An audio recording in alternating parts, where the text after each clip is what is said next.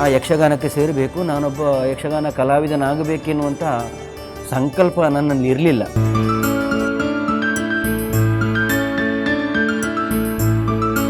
ನಾನೊಂದು SSLC ವರೆಗೆ ಹೋಗಿ ದೇಶವನ್ನು ಕಾಯುವಂತಹ ಒಬ್ಬ ಯೋಧನಾಗಬೇಕೆನ್ನುವಂತಹ ಕನಸನ್ನು ಹೊತ್ತಿದ್ದೆ. ಆ ಕನಸು ನನಸಾಗಲಿಲ್ಲ. ವಿದ್ಯೆ ಅರ್ಧದಲ್ಲಿ ನಿಲ್ಲಿಸಬೇಕಾದಂತಹ ಪರಿಸ್ಥಿತಿ ಒದಗಿ ಬಂತು. ಬದುಕಿಗಾಗಿ 1 ವರ್ಷ 11 ತಿಂಗಳು ಹೋಟೆಲ್ನಲ್ಲಿ ಕೆಲಸ ಮಾಡಬೇಕಾದಂತಹ ಅನಿವಾರ್ಯತೆ ಬಂದೊದಗಿತ್ತು. ನನ್ನ ತಂದೆಯವರೇ ಧರ್ಮಸ್ಥಳದಲ್ಲಿ ಒಂದು ಹೋಟೆಲಿಗೆ ನನ್ನನ್ನು ಸೇರಿಸಿದರು. ಅಲ್ಲಿ ಗ್ಲಾಸ್ ತೊಳಿತಾ ಇದ್ದೆ. ನನಗೆ ಹಾಕಿಕೊಳ್ಳುವುದಕ್ಕೆ ಬಟ್ಟೆ ಇಲ್ಲದೆ ಇರುವಂತಹ ಸಂದರ್ಭ, ಮಗನ ಬಟ್ಟೆಯನ್ನು ನನಗೆ ಕೊಟ್ಟು ಅಲ್ಲಿ ನನ್ನನ್ನು ಸಾಕಿದ್ದಾರೆ. ಅವರ ಹೆಸರು ಮಾಧವ ಪ್ರಭುಗಳು ಅಂತ. ಈ ಯಕ್ಷಗಾನದ ಬಟ್ಟೆ ಒಣಗಿಸಬೇಕು, ರಂಗಸ್ಥಳ ಹಾಕಲಿಕ್ಕೆ ಸೇರಬೇಕು, ಇದು ಅಡುಗೆ ಕೆಲಸಕ್ಕೆ ಸೇರಬೇಕು, ಪೆಟ್ಟಿಗೆ ಹೊರಬೇಕು, ಇದೆಲ್ಲ ನೋಡುವಾಗ ಯಕ್ಷಗಾನವೇ ಬೇಡ ಅನ್ನಿಸುವಂತಹ ಸ್ಥಿತಿ ನಿರ್ಮಾಣವಾಗಿದೆ. ಫ್ಲೈಟ್ಗಳು ಇಲ್ಲ, ಮತ್ತು ಇಂಟರ್ನೆಟ್ ಇಲ್ಲ, ಯಾವುದಿಲ್ಲ. ಸಾವು ಬದುಕಿನ ಮಧ್ಯೆ ನಾವು ಹೋರಾಟ ಮಾಡುವಂತಹ ಪರಿಸ್ಥಿತಿ ನಿರ್ಮಾಣ ಆಯಿತು. ಯಕ್ಷಗಾನವನ್ನೇ ವೃತ್ತಿಯಾಗಿಸಿಕೊಂಡ್ರೆ ಇನ್ನೂ ಬದುಕು ಸಾಗಿಸುವುದಕ್ಕೆ ತುಂಬ ಕಷ್ಟ.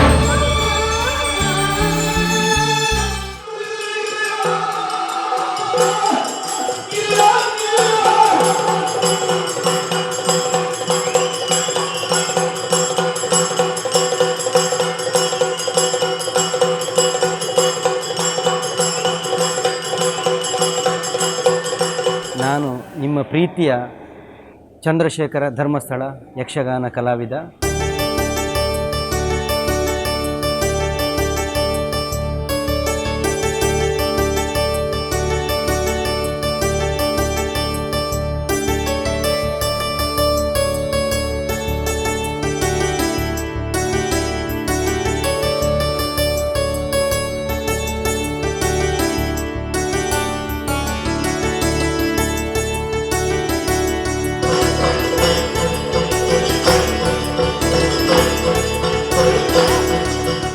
ಬೆಳ್ತಂಗಡಿ ತಾಲೂಕು ಧರ್ಮಸ್ಥಳ ಗ್ರಾಮದ ಅಂಟೆಮಜಲು ಎಂಬಲ್ಲಿ ಗುರುವಪ್ಪ ಪೂಜಾರಿ ಹಾಗೂ ನೀಲಮ್ಮ ದಂಪತಿಗಳಿಗೆ ಮಗನಾಗಿ ಜನಿಸಿದೆ. 1975ನೇ ಇಸವಿಯಲ್ಲಿ ನನ್ನ ಹುಟ್ಟಾಯಿತು. ಕಡು ಬಡತನದಿಂದ ಬೆಳೆದಂತಹ ನಮ್ಮ ಕುಟುಂಬ. ನಾವು 4 ಮಂದಿ ಮಕ್ಕಳು, 3 ಗಂಡು 1 ಹೆಣ್ಣು. ಅದರಲ್ಲಿ ಕಿರಿಯವ ನಾನು. ನಮ್ಮನ್ನು ಸಾಕುವುದಕ್ಕೆ ಬಹಳಷ್ಟು ತಂದೆ ತಾಯಂದಿರು ಕಷ್ಟಪಟ್ಟಿದ್ದಾರೆ. ಯಾಕಂದರೆ ನಮ್ಮ ತಂದೆ ತಾಯಂದಿರು ವಿದ್ಯಾವಂತರಲ್ಲ. ತಮ್ಮ ಬದುಕಿಗೆ ಬೇಕಾಗಿ ಕೃಷಿಯನ್ನೇ ಅವಲಂಬಿಸಿಕೊಂಡಿದ್ದವರು. ಕೃಷಿ ಮಾಡುತ್ತಾ ನಮ್ಮನ್ನು ಸಾಗ್ತಾ ಇದ್ದರು. ಮಕ್ಕಳಾದಂತಹ ನಮಗೆ ವಿದ್ಯೆ ಕಲಿತು ಉನ್ನತವಾದಂತಹ ಒಂದು ಸ್ಥಾನಮಾನದಲ್ಲಿ ಒಳ್ಳೆಯ ಉದ್ಯೋಗವನ್ನು ಪಡಿಬೇಕೆನ್ನುವಂತಹ ಆಸೆ ಇತ್ತು. ಆದರೆ ಏನು ಮಾಡೋದು, ನಮಗೆ ಯೋಗ ಇಲ್ಲವ, ತಂದೆ ತಾಯಂದಿರಿಗೆ ಭಾಗ್ಯ ಇಲ್ಲವ. ವಿದ್ಯೆ ಅರ್ಧದಲ್ಲಿ ನಿಲ್ಲಿಸಬೇಕಾದಂತಹ ಪರಿಸ್ಥಿತಿ ಒದಗಿ ಬಂತು. ನಾನು 5ನೇ ತರಗತಿವರೆಗೆ ಓದಿದ್ದೇನೆ. ಆಮೇಲೆ ಶಾಲೆಗೆ ಹೋಗಬೇಕೆನ್ನುವಂತಹ ಮನಸ್ಸಿದ್ದರೂ ಕೂಡ ಆರ್ಥಿಕ ಪರಿಸ್ಥಿತಿ ನಮ್ಮನ್ನು ಶಾಲೆಗೆ ಹೋಗದಂತೆ ಮಾಡಿತು. ಅದೊಂದು ಬೇಸರ ನಿತ್ಯವೂ ನನ್ನ ಮನಸ್ಸಲ್ಲಿ ಉಂಟು.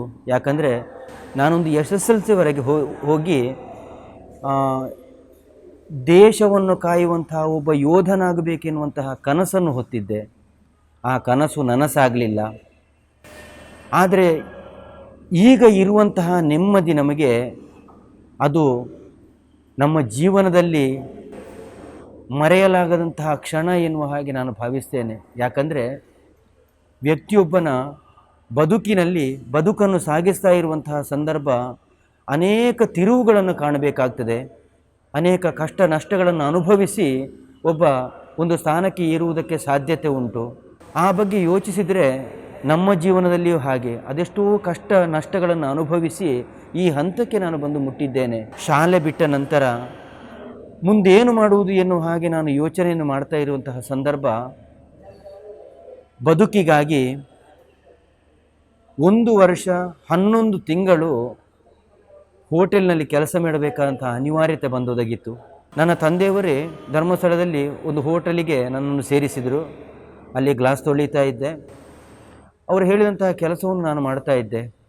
ಅವರು ಕೊಡುವಂತಹ ಸಂಬಳ ದಿವಸಕ್ಕೆ 5 ರೂಪಾಯಿ. ಆ ಸಿಕ್ಕಿದಂತಹ 5 ರೂಪಾಯಿ ತಿಂಗಳಿಗೆ 150 ರೂಪಾಯಿ ಸಂಬಳವನ್ನು ಕೊಂಡು ಹೋಗಿ ತಂದೆಯವರಿಗೆ ಕೊಡ್ತಾ ಇದ್ದೆ. ಯಾಕಂದರೆ ನಮ್ಮ ಬದುಕನ್ನು ಸಾಗಿಸುವಂತಹ ಸಂದರ್ಭ ಅವರಿಗೂ ಕಷ್ಟ ಆಗಬಾರ್ದು, ನನ್ನದು ಸ್ವಲ್ಪ ದೇಣಿಗೆ ಇರಲಿ ಅನ್ನೋಂತಹ ಕಾರಣಕ್ಕಾಗಿ ಅದನ್ನು ನಾನು ಖರ್ಚು ಮಾಡದೆ ಹಾಗೆ ಜೋಪಾನವಾಗಿರಿಸಿಕೊಂಡು ತಂದೆಯವರಿಗೆ ಅದನ್ನು ಕೊಡ್ತಾ ಇದ್ದೆ. ಆಮೇಲೆ ಏನೋ ದೈವದ ಪ್ರೇರಣೆಯೋ ಅಥವಾ ನಮ್ಮ ಹಿರಿಯವರು ಮಾಡಿದಂತಹ ಪುಣ್ಯದ ಫಲವೋ ಏನೋ, ಯಕ್ಷಗಾನದ ಕಲೆ ನನ್ನನ್ನು ಸೆಳೆಯಿತು. ಹಾಗೆಂತ ನಾನು ಶಾಲೆಗೆ ಹೋಗುವಂತಹ ಸಂದರ್ಭ ನನಗೆ ಯಕ್ಷಗಾನದ ಆಸಕ್ತಿ ಇರಲಿಲ್ಲ. 1-2-3 ಸಲ ನಾನು ಯಕ್ಷಗಾನ ನೋಡಿದ್ದೇನೆ ಬಿಟ್ಟರೆ ಆ ಯಕ್ಷಗಾನಕ್ಕೆ ಸೇರಬೇಕು, ನಾನೊಬ್ಬ ಯಕ್ಷಗಾನ ಕಲಾವಿದನಾಗಬೇಕೆನ್ನುವಂಥ ಸಂಕಲ್ಪ ನನ್ನಲ್ಲಿ ಇರಲಿಲ್ಲ. ಯಕ್ಷಗಾನಕ್ಕೆ ಹೋಗುವುದಕ್ಕೂ ಅನುಕೂಲತೆಗಳು ನಮ್ಮಲ್ಲಿ ಇರಲಿಲ್ಲ. ಯಾಕಂದರೆ ಒಂದು ಆಟ ನೋಡಬೇಕು ಅಂತಾದರೆ ಒಂದು ಪೇಟೆ ಬದಿಯಲ್ಲಿ ನಮ್ಮದು ಮನೆ ಆದರೆ ಆಟಕ್ಕೆ ಯಾವಾಗಲೂ ಹೋಗಬಾರ್ದು. ಆದರೆ ನಮ್ಮದು ಹಳ್ಳಿ ಪ್ರದೇಶ ಆದ ಕಾರಣ ನಮಗೆ ಹೋಗುವುದಕ್ಕೆ ಅನುಕೂಲತೆಗಳಿರಲಿಲ್ಲ. ತಂದೆ ತಾಯಿದ್ರು ಕರ್ಕೊಂಡು ಹೋಗ್ತಾ ಇರಲಿಲ್ಲ. ಏನು ಹೋಟೆಲ್ ಕೆಲಸ ಮಾಡ್ತಾ ಇರುವಾಗ ನನ್ನ ಹೋಟೆಲ್ನ ಹತ್ತಿರದ ಅಂಗಡಿಯಲ್ಲಿದ್ದಂತಹ ಒಬ್ಬ ಹುಡುಗ ಒಂದು ಮಾತು ಹೇಳಿದ ಒಂದಿನ. ಅಂದರೆ ನಾವು ಇಬ್ಬರು ಆತ್ಮೀಯರು, ದಿನೇಶ್ ಮಾರ್ಪಾಳು ಅಂತ ಬೆಳಾಲಿನ ಹುಡುಗ. ನಾನು ನಾಡ್ದು ಕೆಲಸ ಬಿಡ್ತಾ ಇದ್ದೇನೆ ಅಂತ ಹೇಳಿದ. ಯಾಕೆ ಕೇಳಿದೆ.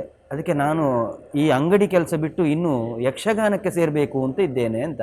ಹಾಗಿದ್ರೆ ನೀನು ಸೇರುವುದಿದ್ದರೆ ನಿನ್ನ ಜೊತೆ ನಾನು ಬರ್ತೇನೆ, ಒಂದು ಯಾರಲ್ಲಿ ಮಾತಾಡಬೇಕು ಎನ್ನುವ ಹಾಗೆ ಅವನಲ್ಲಿ ಕೇಳಿದ ಕ್ಷಣ ಎಲ್ಲ ಸಲಹೆಯನ್ನು ಅವ ಕೊಟ್ಟ. ಇಂಥಲ್ಲಿಗೆ ಹೋಗಿ ಅರ್ಜಿ ಹಾಕಬೇಕು ಎಲ್ಲ ವಿಚಾರವನ್ನು ಹೇಳಿದ.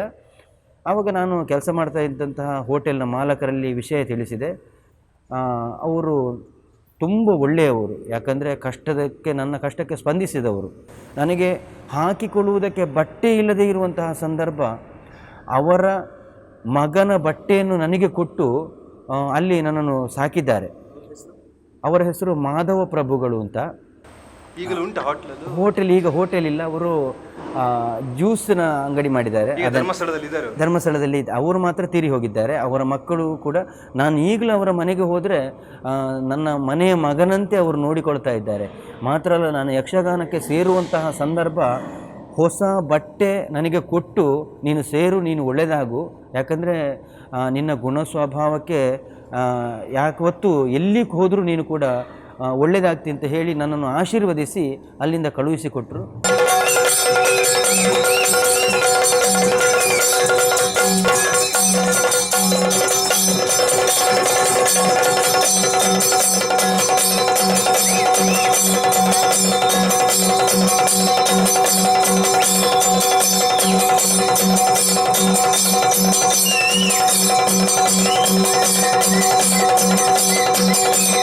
ಐದನೇ ಕ್ಲಾಸಲ್ಲಿ ನೀವು ಶಾಲೆ ಬಿಟ್ರಿ, ಆಮೇಲೆ ಹೋಟ್ಲಲ್ಲಿ ಎಷ್ಟು ವರ್ಷ?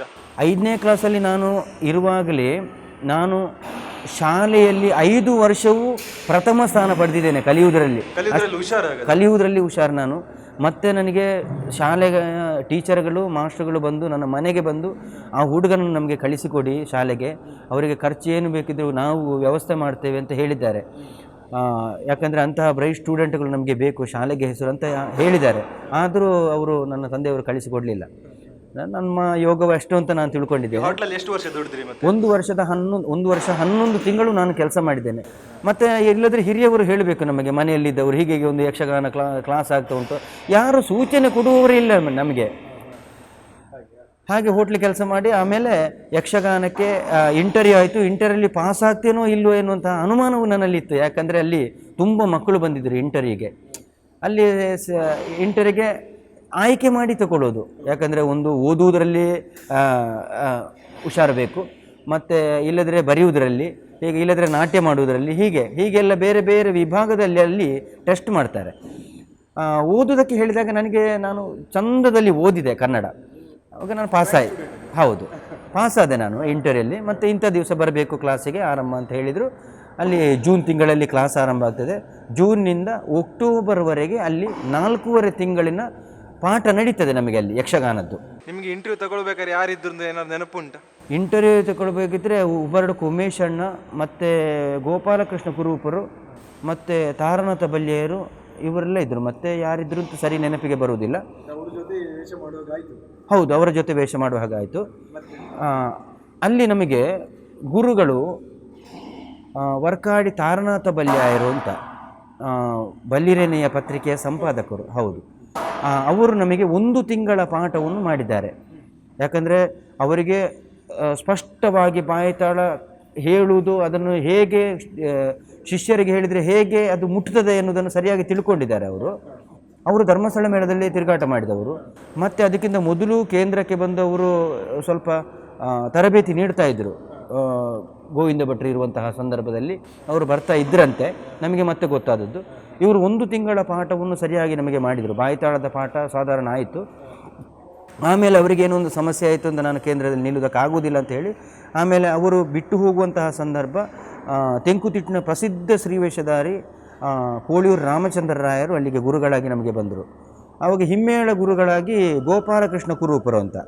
ಆಮೇಲೆ ಅಲ್ಲಿ ತರಬೇತಿ ಮುಗಿದ ನಂತರ ತರಬೇತಿ ಕೊನೆಗೊಳ್ಳುವಂತಹ ಸಂದರ್ಭ ಅಲ್ಲಿ ಪೂಜ್ಯ ಕಾವಂದರ ಪಟ್ಟಾಭಿಷೇಕದ ವರ್ಧಂತ್ಯುತ್ಸವ ನಡೀತದೆ. ಅದು ಅಕ್ಟೋಬರ್ 24ನೇ ತಾರೀಕಿಗೆ ನಡೆಯುವುದು. ಅಲ್ಲಿ ನಮಗೆ ಪ್ರಶಸ್ತಿಗಳನ್ನು ಕೊಡ್ತಾರೆ, ಅಲ್ಲಿ ಸರ್ಟಿಫಿಕೇಟು, ಅಲ್ಲಿ ಕಲ್ತಿದ್ದಾರೆ ಎನ್ನುವುದಕ್ಕೆ ಅದೊಂದು ದಾಖಲೆ ಅದು ಕೊಟ್ಟರು. ಅದು ಕೊಡುವಂತಹ ಅದಕ್ಕಿಂತ ಮೊದಲೇ ನಾವು ಕಲಿಯುವಾಗ ಅಲ್ಲಿ ಮೇಳಕ್ಕೆ ಆಯ್ಕೆ ಮಾಡಲಿಕ್ಕೆ ಯಜಮಾನರುಗಳು ಬರ್ತಾರೆ. ಇಂಥ ಮಕ್ಕಳು, ಇಷ್ಟಿಷ್ಟು ಮಕ್ಕಳು ನಮ್ಮ ಮೇಳಕ್ಕೆ ಬೇಕು ಎನ್ನುವ ಹಾಗೆ ಅಲ್ಲಿ ಕೇಳಿ ದನಿಗಳ ಒಪ್ಪಿಗೆ ತಗೊಂಡು ಆಮೇಲೆ ಕೇಂದ್ರಕ್ಕೆ ಬರ್ತಾರೆ. ಕೆಲವು ಮಕ್ಕಳನ್ನು ಅವರು ಅದರಲ್ಲಿ ಸ್ವಲ್ಪ ಕಲಿಯುವುದರಲ್ಲಿ ಹುಷಾರಿದ್ದ ಮಕ್ಕಳನ್ನು 1-2 ಧರ್ಮಸ್ಥಳ ಮೇಳಕ್ಕೆ ತಗೊಳ್ತಾರೆ. ಯಾಕಂದರೆ ಪ್ರಥಮ ಪ್ರಶಸ್ತಿ ಅಲ್ಲಿ ಯಾರು ಅಲ್ಲಿ ಯಕ್ಷಗಾನ, ಇಲ್ಲಿ ತರಬೇತಿ ನಡೆಯುವಾಗಲೇ ಯಕ್ಷಗಾನ ನಡೀತದೆ ಮಕ್ಕಳದ್ದೇ, ಕೆಲವು ಯಕ್ಷಗಾನ ನಡೀತದೆ ಅಲ್ಲಿ. ಅದಕ್ಕೆ ಮಾರ್ಕುಂಟು ನಮಗೆ, ವೇಷ ಒಳ್ಳೆಯದು ಮಾಡಿದರೆ ಇದಕ್ಕೆಲ್ಲ ಮಾರ್ಕುಂಟು. ಮತ್ತು ಎಲ್ಲ ವಿಭಾಗದಲ್ಲಿ ನಾಟ್ಯದಲ್ಲಿ ಇದಕ್ಕೆಲ್ಲ ಮಾರ್ಕುಂಟು. ಅಲ್ಲಿಯೂ ಪ್ರಥಮ ಸ್ಥಾನ ಪಡೆದಿದ್ದೇನೆ ನಾನು. ಕೇಂದ್ರದಲ್ಲಿ ಪ್ರಥಮ ಸ್ಥಾನ ಪಡೆದಂತಹ ಸಂದರ್ಭ ನನ್ನನ್ನು ಅಲ್ಲಿ ಆಯ್ಕೆ ಮಾಡಿದರು ಧರ್ಮಸ್ಥಳ ಮೇಳಕ್ಕೆ. ಯಾವುದೋ ಒಂದು ಕಾರಣದಿಂದ ನಾನು ಅಲ್ಲಿಂದ ಬಿಡುಗಡೆಗೊಂಡೆ. ಅಲ್ಲಿಂದ ಬಿಡುಗಡೆಗೊಂಡು ಪೂಜ್ಯ ಕಾವಂದರು ನೀನು ಹೋಗು, ಒಳ್ಳೆಯದಾಗುವಂತ ಆಶೀರ್ವಾದ ಮಾಡಿ ನನ್ನನ್ನು ಕಳಿಸಿದರು. ಆದರೆ ಗುರುಗಳಿಗೆ ನನ್ನನ್ನು ಬಿಡಲಿಕ್ಕೆ ಮನಸ್ಸಿಲ್ಲ, ಕೋಳೂರಿನವರಿಗೆ. ಅವರಿರುವಂತಹ ಮೇಳಕ್ಕೆ ನಾವೊಂದು 4 ಮಕ್ಕಳು ಬೇಕು ಎನ್ನುವ ಕಾರಣಕ್ಕೆ ಆಗಿ ಅದರಲ್ಲಿ ಮೊದಲ ಆಯ್ಕೆ ನನ್ನದು. ನಾನು ಬೇಕೇ ಬೇಕು ಅಂತ ಹೇಳಿ ನನ್ನನ್ನು ಆ ಮೇಳಕ್ಕೆ ಕರ್ಕೊಂಡು ಹೋದರು. ನಾನು ಪ್ರಥಮವಾಗಿ ಗೆಜ್ಜೆ ಕಟ್ಟಿದಂತಹ ಮೇಳ ಬಪ್ಪನಾಡು ಶ್ರೀ ದುರ್ಗಾ ಪರಮೇಶ್ವರಿ ಯಕ್ಷಗಾನ ಮಂಡಳಿ, ಬಪ್ಪನಾಡು, ಮುಲ್ಕಿ.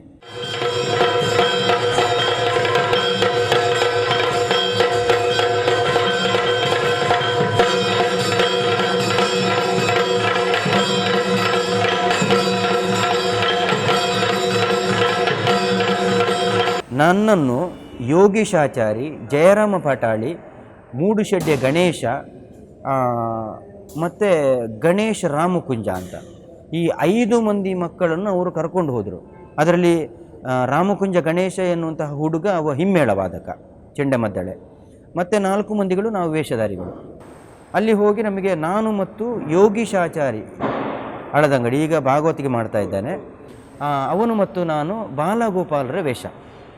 ಅಲ್ಲಿ ಪ್ರಥಮದಲ್ಲಿ ಬಾಲಗೋಪಾಲರ ವೇಷ ಮಾಡಿ ಆಮೇಲೆ ಪ್ರಸಂಗದಲ್ಲಿ ಕೆಲವು ಸಣ್ಣ ಸಣ್ಣ ಪಾತ್ರಗಳನ್ನು ಮಾಡಿಸ್ತಾ ಇದ್ದರು ಗುರುಗಳು.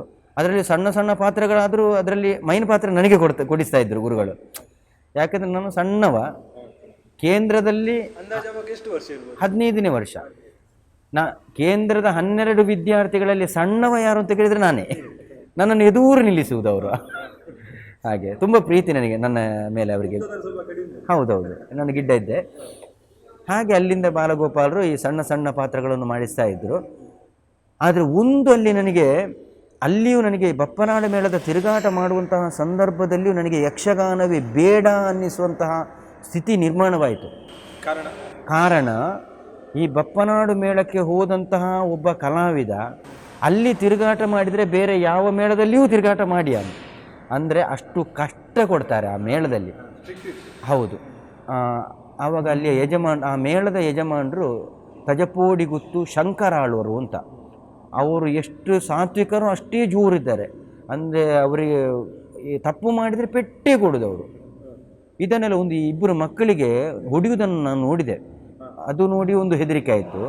ಮತ್ತು ಅಲ್ಲಿ ಹಗಲು ಕೆಲಸ ಮಾಡಬೇಕು, ಈ ಯಕ್ಷಗಾನದ ಬಟ್ಟೆ ಒಣಗಿಸಬೇಕು, ರಂಗಸ್ಥಳ ಹಾಕಲಿಕ್ಕೆ ಸೇರಬೇಕು, ಮತ್ತು ಇದು ಅಡುಗೆ ಕೆಲಸಕ್ಕೆ ಸೇರಬೇಕು, ಪೆಟ್ಟಿಗೆ ಹೊರಬೇಕು. ಇದೆಲ್ಲ ನೋಡುವಾಗ ಅದು ನನಗೆ ಅಷ್ಟು ಮಾಡಿದರೂ ಕೊಡುವುದು ಸಂಬಳ 5 ರೂಪಾಯಿ. ಆವಾಗ ನನಗೆ ಅನಿಸುತ್ತೆ, ನನಗೆ ಇಲ್ಲಿಗೆ ಅಲ್ಲಿಗೆ ವ್ಯತ್ಯಾಸ ಇಲ್ಲ. ಅಲ್ಲಿ ಸುಲಭದ ಕೆಲಸ ಹೋಟ್ಲಲ್ಲಿ ನನಗೆ, ಇಲ್ಲಿ ಇಷ್ಟು ಕಷ್ಟಪಟ್ಟು ಕೊಡೋದು 5 ರೂಪಾಯಿ. ಆ 5 ರೂಪಾಯಿಯಲ್ಲೇ ನಾವು ಚಹಾ ಕುಡಿಬೇಕು. ಬೆಳಿಗ್ಗಿನ ಚಹಾ ತಿಂಡಿ ಇಲ್ಲ, ಅದರಲ್ಲೇ ಕುಡಿಬೇಕು.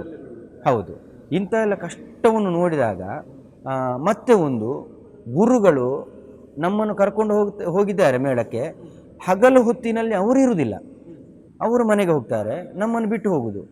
ನಮ್ಮನ್ನು ಕಷ್ಟವನ್ನು ಕೇಳುವವರು ಯಾರೂ ಇಲ್ಲ, ಅಂತಹ ಪರಿಸ್ಥಿತಿ ಇತ್ತು. ಮತ್ತು ಒಂದು ಗುರುಗಳು ನನಗೆ ಸಣ್ಣ ಸಣ್ಣ ಪಾತ್ರಗಳನ್ನು ಹೇಗೆ ಮಾಡಬೇಕು, ರಂಗಸ್ಥಳದಲ್ಲಿ ಎಂತ ಮಾತಾಡಬೇಕು ಎನ್ನುವುದನ್ನು ಅವರು ಒಂದು ಪುಸ್ತಕದಲ್ಲಿ ಬರೆದು ಕೊಟ್ಟಿದ್ರು ನನಗೆ. ಆದರೆ ಅವರು ಯಾಕೆ ಬರೆದು ಕೊಟ್ಟಿದ್ದಾರೆ ಅಂತ ನನಗೂ ಗೊತ್ತಿಲ್ಲ. ನನಗೆ ಈ ಹಗಲು ಕೆಲಸ ಮಾಡಿ, ಈ ರಾತ್ರಿ ವೇಷ ಮಾಡಿ, ನನ್ನ ನಿದ್ರೆ ಇಲ್ಲ, ಹೀಗೆ ಎಲ್ಲ ಆಗುವಾಗ ಅದನ್ನು ಓದಲಿಕ್ಕೂ ಪುರ್ಸೋತಿಲ್ಲ. ಈಗ ಒಂದು 2-3 ಸಲ ರಂಗಸ್ಥಳದಲ್ಲಿ ನನಗೆ ಹೊಡೆದ್ರು ಗುರುಗಳು. ನನಗೆ ಸ್ವಲ್ಪ ಬೇಸರ ಆಯಿತು. ಅಂದರೆ 10 ಮಂದಿಯ ಮುಂದೆ ನನಗೆ ಹೊಡೆಯುವಾಗ, ಅಲ್ಲ ಹೊಡೆದದ್ದು ಯಾಕೆ ಅಂತ, ಅದು ಒಳ್ಳೆಯದಕ್ಕೆ ಅಂತ ಈಗ ಗೊತ್ತಾಗ್ತಾ ಉಂಟು ನಮಗೆ. ಅದು ಹೌದು, ಮಕ್ಕಳಾಟಿಗೆ ಕೋಪ ಬರ್ತಾಯಿತ್ತು. ಮತ್ತೆ ಅವರು ಅಷ್ಟು ರಂಗಸ್ಥಳದಲ್ಲಿ ಹೊರಗೆ ಹೊಡೆದ್ರು ಗುರುಗಳು. ಮತ್ತೆ ಬಂದು ಸಮಾಧಾನ ಮಾಡ್ತಾಯಿದ್ರು. ಅವರು ಕೆಲವು ಮಾತುಗಳನ್ನು ಹೇಳಿದ್ದು ಈಗಲೂ ನೆನಪಾಗ್ತಾ ಇದೆ ನಮಗೆ. ಮಗು, ನಿನಗೆ ನಾನು ಯಾಕೆ ಹೊಡಿತಾ ಇದ್ದೇನೆ ಅಂದರೆ, ನಿನ್ನ ಮೇಲೆ ನನಗೆ ಸಿಟ್ಟಲ್ಲ, ಹಾಗೆಯಿಂದ ಹೊಡೆಯುವುದಲ್ಲ. ನೀನೊಬ್ಬ ಒಳ್ಳೆಯ ಕಲಾವಿದನಾದರೆ ಅದರಲ್ಲಿ ಹೆಸರು ನಮಗೂ ಉಂಟು, ನಿನ್ನ ಒಳ್ಳೆಯದಕ್ಕಾಗಿ ನಾನು ಹೊಡಿತಾ ಇದ್ದೇನೆ, ಬೇಸರ ಮಾಡಬೇಡ ಅಂತ ಮರುದಿವಸ ಅವರು ಹಾಗೆ ಸಮಾಧಾನ ಮಾಡ್ತಾಯಿದ್ರು. ಆಮೇಲೆ ಆ ವರ್ಷದ ತಿರುಗಾಟ ಪೂರ್ತಿ ಮಾಡಿದ ಕೂಡಲೇ ಸೇವೆಯಾಗಿ ನಾವು ಮನೆಗೆ ಹೋಗುವಂತಹ ಸಂದರ್ಭದಲ್ಲಿ ಅವರಿಗೆ ಮುಂದಿನ ವರ್ಷಕ್ಕೆ ನಾವು ತಿರುಗಾಟಕ್ಕೆ ಬರ್ತೇವೋ ಇಲ್ಲವೋ ಎನ್ನುವುದನ್ನು ಮೊದಲೇ ಸೂಚಿಸಬೇಕು ಯಜಮಾನರಿಗೆ. ನನ್ನಲ್ಲಿ ಕೇಳಿದ್ರು, ನೀನು ಬರುವ ವರ್ಷ ಬರ್ತೀಯಲ್ವ ಅಂತ. ನಾನು ಬರ್ತೇನೆ ಅಂತೇಳಿ, ಯಾಕಂದರೆ ಹೆದರಿಕೆ ಆಗ್ತದೆ ಅವರಲ್ಲಿ ಮಾತಾಡಲಿಕ್ಕೆ. ಹಾಗಿದ್ರೆ ಒಂದು ಸೈನ್ ಹಾಕಬೇಕು ಅಂತ ಹೇಳಿದ್ರು ಒಂದು ಪೇಪರಿಗೆ. ಆಯ್ತು, ನಾನು ಸೈನ್ ಹಾಕಿಬಿಟ್ಟೆ ಅಲ್ಲಿ. ಯಾಕಂದರೆ ಆ ಬಪ್ಪನಾಡು ಮೇಳದ ತಿರುಗಾಟ ಮಾಡುವಾಗ ಅಲ್ಲಿ ಒಳ್ಳೊಳ್ಳೆ ಕಲಾವಿದರು, ದೊಡ್ಡ ಸಟ್ಟು ಹಿರಿಯ ಕಲಾವಿದರಿದ್ದರು. ಆ ಕಲಾವಿದರು ಒಡನಾಟ ಸಿಗಬೇಕು ಅಂತ ಆದರೆ ಅದು ನಮ್ಮ ಯೋಗ ಅಂತ ಭಾವಿಸಬೇಕು. ಮೇಳಕ್ಕೆ ಬರ್ತೇನೆ ಅಂತ ಹೇಳಿದ್ದು ಹೌದು, ಆದರೆ ಹೋಗಲಿಕ್ಕೆ ನನಗೆ ಮನಸ್ಸಿಲ್ಲ. ಮುಂದಿನ ತಿರುಗಾಟಕ್ಕೆ ಬರ್ತೇನೆ ಅಂತ ಹೇಳಿ ಅಲ್ಲಿಂದ ಹೊರಟು ಬಂದು ಪುನಃ ನಮ್ಮದು ಮೇ ತಿಂಗಳಲ್ಲಿ ಮೇಳ ಮುಗೀತದೆ. ಜೂನ್ ತಿಂಗಳಲ್ಲಿ ಮತ್ತೆ ಒಂದು ಹೋಟ್ಲಿಗೆ ಸೇರಿದೆ, ಬೇರೆ ಹೋಟ್ಲಿಗೆ ಕೆಲಸ. ಇಲ್ಲ, ಹೌದು ಬಿಡುವಿನಲ್ಲಿ ಮತ್ತೆ ಮೇಳಕ್ಕೆ ಹೋಗುವುದಿಲ್ಲ ಅಂತಲೇ ತೀರ್ಮಾನವೇ ಮಾಡಿದೆ ನಾನು, ಬೇಡ ಅಂತ. ಇದು ಆವಾಗ ನನಗೆ ಸ್ವಲ್ಪ ಪ್ರಮೋಷನ್ ಸಿಕ್ಕಿದೆ ಹೋಟ್ಲಿಗೆ ಸೇರುವಾಗ. ಅಲ್ಲಿ ಕ್ಲೀನಿಂಗ್ ಮಾಡ್ತಾ ಇದ್ದವ ಸಪ್ಲೈ ಕೆಲಸಕ್ಕೆ, ಹೌದು ಸಪ್ಲೈ ಕೆಲಸಕ್ಕೆ ಕೊಟ್ಟರು. ಇದು ಆ ಹೋಟ್ಲಿಗೆಲ್ಲ. ನಾನು ಕೊನೆಗೆ ಯಕ್ಷಗಾನಕ್ಕೆ ಸೇರುವ ಹೊತ್ತಿನಲ್ಲಿ ಬಿಟ್ಟ ಹೋಟ್ಲಿನಲ್ಲೆಲ್ಲ ಮತ್ತೊಂದು, ನಾನು ಪ್ರಾರಂಭದಲ್ಲಿ ಒಂದು 4 ತಿಂಗಳು ಬೇರೊಂದು ಹೋಟ್ಲಲ್ಲಿ, ಧರ್ಮಸ್ಥಳದ ಅರ್ಪಣ ಹೋಟ್ಲಲ್ಲಿ ಕೆಲಸ ಮಾಡ್ತಾ ಇದ್ದೆ. ಆ ಹೋಟ್ಲಿಗೆ ಸೇರ್ಪಡೆ ಅದೇ. ಅಲ್ಲಿ ಒಂದು 3 ತಿಂಗಳು ಕೆಲಸ ಮಾಡ್ತಾ ಇರುವಾಗ ಮತ್ತೆ ಇವರು ಕೊಳ್ತಿಗೆ ನಾರಾಯಣಗೌಡರು ಕರ್ನಾಟಕ ಮೇಳಕ್ಕೆ ಒಬ್ಬ ಹುಡುಗ ಬೇಕು ಅಂತ ಹುಡುಕಿಕೊಂಡು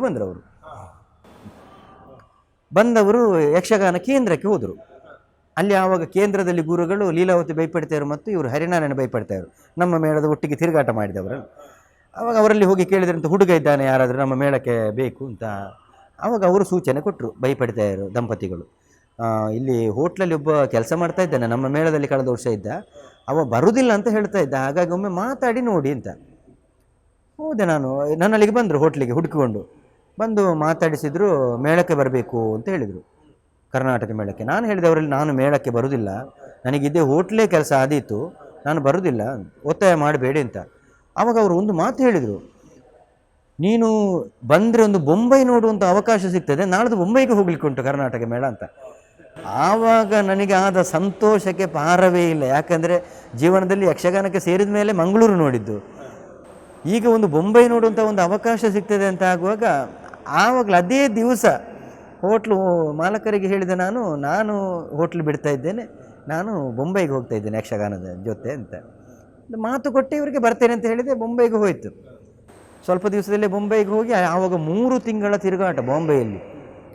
ನಾನು ಬಾಂಬೆಗೆ ಹೋಗಿದ್ದೇನೆ, ಮನೆಗೆ ಕಾಗದ ಹಾಕಿದ್ದೇನೆ, ಮನೆಗೆ ಕಾಗದ ಮುಟ್ಟಲಿಲ್ಲ. ಇಲ್ಲಿ ಇವರಿಗೆ ಗೊಂದಲ, ಮಗ ಎಲ್ಲಿ ಹೋಗಿದ್ದಾನೆ ಅಂತ. ಆವಾಗ ಈಗಿನ ಹಾಗೆ ಮೊಬೈಲ್ ಇದೆಲ್ಲ ಯಾವುದೇ ವ್ಯವಸ್ಥೆಗಳಿಲ್ಲಲ್ಲ. ಇಲ್ಲಿ ಬೇಸರದಲ್ಲಿದ್ದಾರೆ ಎಂಥ ವಿಷಯ ಅಂತ. ಮತ್ತು ಬಂದಾಗ ಸಂತೋಷ ಆಯಿತು ಎಲ್ಲ. ಆಮೇಲೆ ನಿರಂತರವಾಗಿ 7 ವರ್ಷ ದೇವಿ ಪ್ರಸಾದ್ ಶೆಟ್ಟರು, ಈಗ ಕಟೀಲು ಮೇಳದ ಯಜಮಾನರಾಗಿದ್ದಾರೆ, ಕಲ್ನಾಡಿ ದೇವಿ ಪ್ರಸಾದ್ ಶೆಟ್ಟರ ಯಜಮಾನಿಕೆಯಲ್ಲಿ 7 ವರ್ಷಗಳ ತಿರುಗಾಟ ಮಾಡಿದೆ.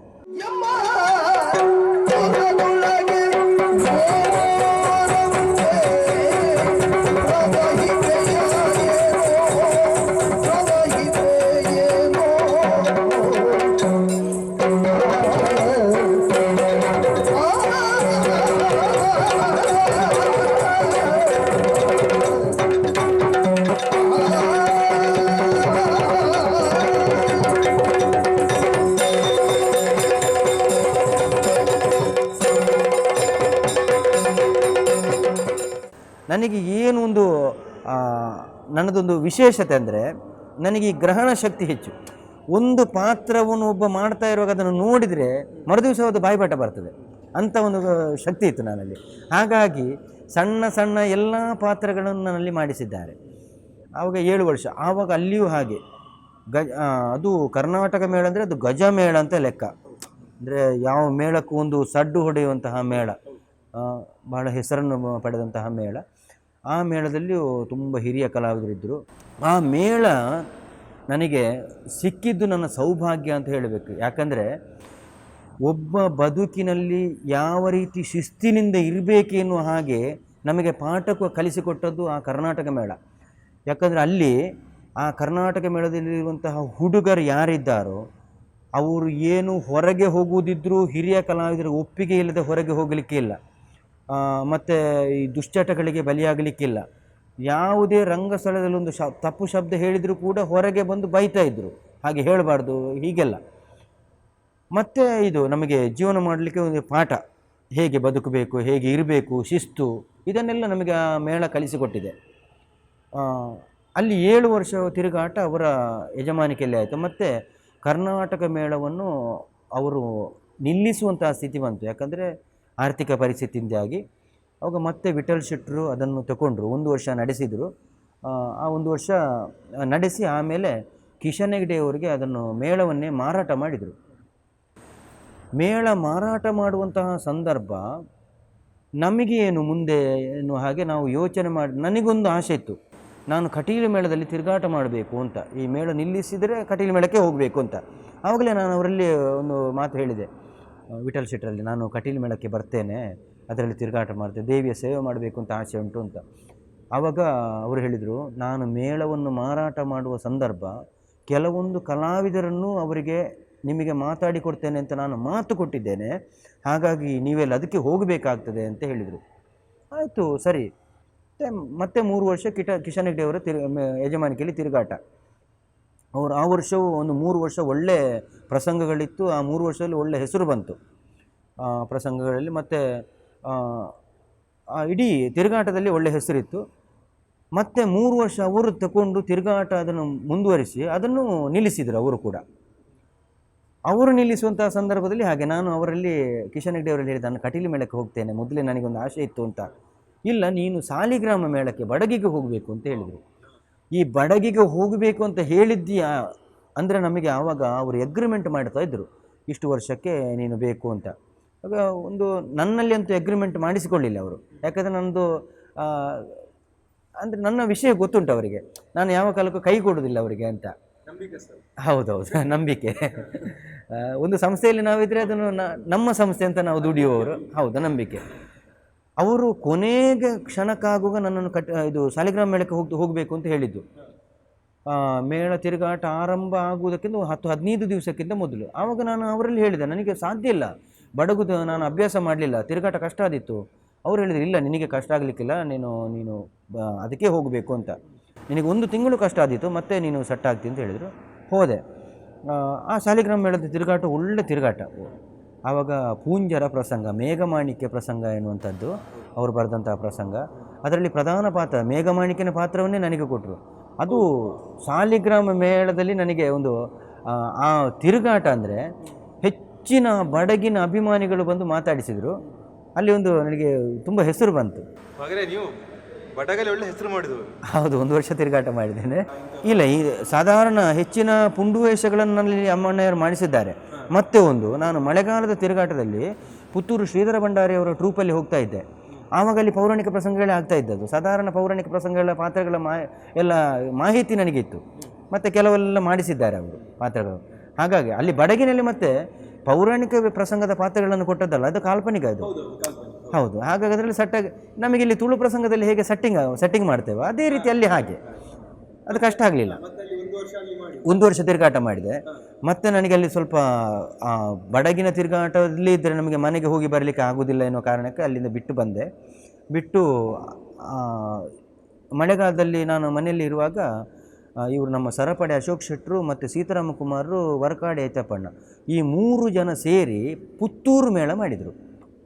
ಅದು 1 ವರ್ಷದ ಮಾಡಿ 1 ವರ್ಷ ಮಾಡಿ 1 ವರ್ಷದಲ್ಲಿ ನಿಲ್ಲಿಸಿದ್ದಾರೆ ಆ ಮೇಳವನ್ನು. ಆ ಪುತ್ತೂರು ಮೇಳಕ್ಕೆ ಬರಬೇಕು ಅಂತ ಹೇಳಿದರು.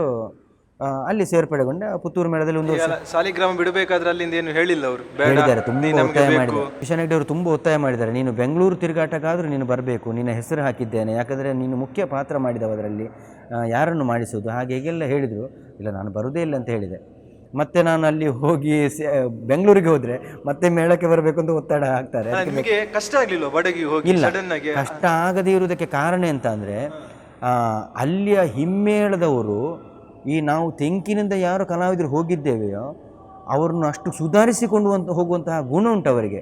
ಮತ್ತು ಹಗಲು ಹೊತ್ತಿನಲ್ಲಿ ನಾನು ಬಿಡಾರದಲ್ಲಿರುವಾಗ ಅಲ್ಲಿ ಹಿಮ್ಮೇಳ ವಾದಕರು ಬಿಡಾರದಲ್ಲೇ ಇದ್ದರು, ಭಾಗವತರು ಬಿಡಾರದಲ್ಲಿ ಇರ್ತಿದ್ರು. ನಾನು ಕೆಲವು ಹೆಜ್ಜೆಗಾರಿಕೆಗಳನ್ನು ಹಗಲವರಲ್ಲಿ ಕೇಳಿ ಸೆಟ್ ಮಾಡ್ತಾ ಇದ್ದೆ. ಅದು ನನಗೆ ಪ್ಲಸ್ ಆಯಿತು. ಹಾಗೆ ಒಳ್ಳೆಯ ಒಡನಾಟ ಮತ್ತು ಸಹ ಕಲಾವಿದರೆಲ್ಲ ನನ್ನನ್ನು ಸುಧಾರಿಸಿಕೊಂಡು ಹೋಗಿದ್ದಾರೆ. ಅಲ್ಲಿ ಅವರು ಆವಾಗ ಕೆಲವು ಕಲಾವಿದರು ಹೇಳ್ತಾ ಇದ್ರು, ನೀವೊಂದು 10 ವರ್ಷ ಇಲ್ಲಿ ಬಡಗಿನಲ್ಲಿದ್ದರೆ ನಮಗೆ ನೀರು ಕುಡಿಸ್ತೀರಿ ಅಂತ ಆವಾಗಲೇ ಹೇಳ್ತಾರೆ.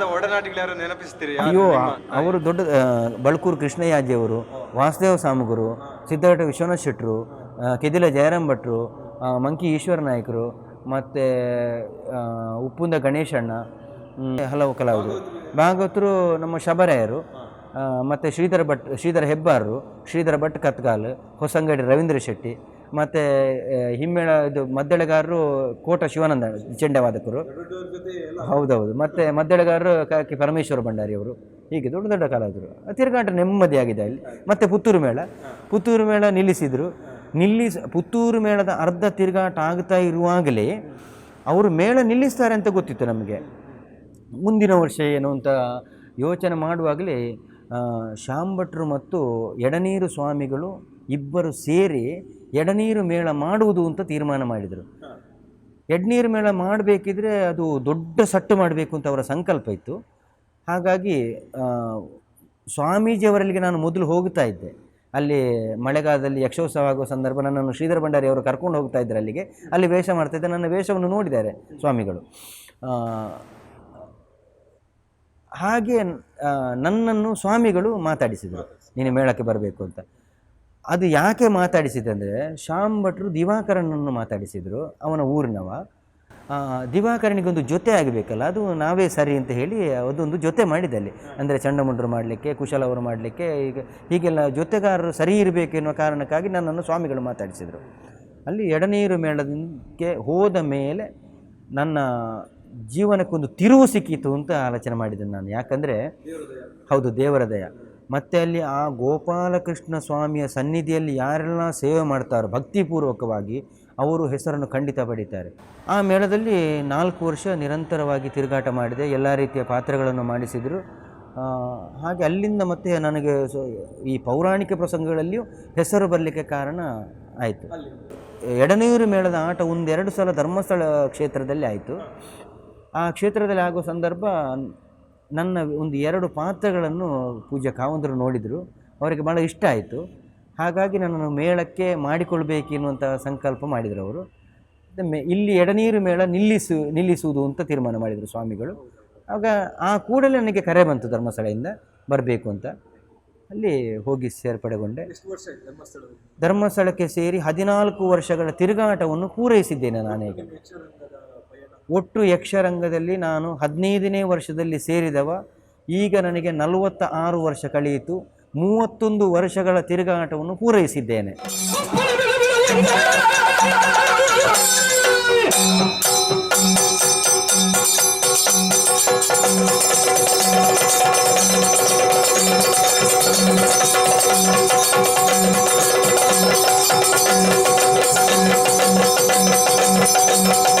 ಅವಾಗ ಹೇಳಿದ್ರಿ ನಂಗೆ ಚಿಕ್ಕದಿರ್ಬೇಕಾದ್ರೆ ದೇಶ ಸೇವೆ ಮಾಡಬೇಕು, ಮಿಲಿಟರಿ ಸೇರ್ಬೇಕಿತ್ತು ಅಂತ. ಹೌದು. ಇದು ಮನೆಯವರಿಗೆ ಗೊತ್ತಿತ್ತಾ? ಅಲ್ಲ ಅವ್ರಿಗೆ ಇಲ್ಲ, ಮನೆಯವರಿಗೆ ಗೊತ್ತಿರಲಿಲ್ಲ. ಮನೆಯವರು ಏನು ಹೇಳ್ತಾರೆ ಈಗ ಆಗದ ಪರಿಸ್ಥಿತಿಗೂ? ಈಗ ಅಪ್ಪ ಅಮ್ಮನಿಗೆ ಎಷ್ಟು ಖುಷಿ? ಆವಾಗ ನನ್ನ ಈಗ ತಂದೆ ತಾಯಂದಿರು ಇಬ್ಬರು ತೀರಿ ಹೋಗಿದ್ದಾರೆ. ನನಗೆ ತುಂಬ ಪ್ರೋತ್ಸಾಹ ಮಾಡಿದವರು ನನ್ನ ತಾಯಿ. ಯಾಕಂದರೆ ಅವರು ಕೂಲಿ ಕೆಲಸ ಮಾಡ್ತಾಯಿದ್ರು ಅಲ್ಲಿ ಧರ್ಮಸ್ಥಳದಲ್ಲಿ.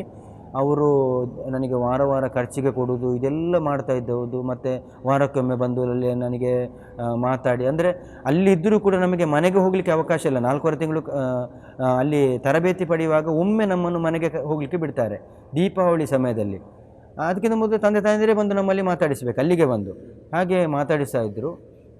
ಅದೇ ತಾಯಿಯ ಸಂಪೂರ್ಣ ಸಹಕಾರ. ಅಂತೂ ತಾಯಿ ತಂದೆಯರಿಗೆ ಇಬ್ಬರಿಗೂ ಕೂಡ ನಾನು ಯಕ್ಷಗಾನಕ್ಕೆ ಸೇರಿ ಒಂದು 2 ವರ್ಷದಲ್ಲಿ ಹೆಸರು ಬರ್ತಾ ಇರೋ ಸಂದರ್ಭದಲ್ಲಿ ಅವರಿಗೆ ಬಹಳ ಖುಷಿಯಾಗಿದೆ. ಜನರ ಮನಸ್ಸಲ್ಲಿ, ಅಭಿಮಾನಿಗಳ ಮನಸ್ಸಲ್ಲಿ ದಿಗಿಣ ವೀರ ಚಂದ್ರಶೇಖರ್ ಧರ್ಮಸ್ಥಳ ಅಂತ ಇದು ನಿಮ್ಗೆ ಖುಷಿ ಇದೆಯಾ? ಅಲ್ಲ ಯಕ್ಷಗಾನದ ಬಂದಾಗ ನೀವು ನಾನೊಂದು ರಾಜವೇಷ ಮಾಡಬೇಕಿತ್ತಾ? ಅಲ್ಲ ಸ್ತ್ರೀ ಒಂದೊಂದು ಇರ್ತದೆ ಮನಸ್ಸಲ್ಲಿ, ನಾ ಇಂಥ ವೇಷ ಫಿಕ್ಸ್ ಆಗಬೇಕಿತ್ತು. ಇದು ಅನಿವಾರ್ಯ ಕಾರಣಕ್ಕೆ ನೀವು ಪುಂಡುವೇಷ ಅಂದರೆ ಅದರಲ್ಲಿ ಕ್ಲಿಕ್ ಆಗಿದ್ದಕ್ಕಲ್ಲ, ಹೇಗೆ ನಿಮಗೆ?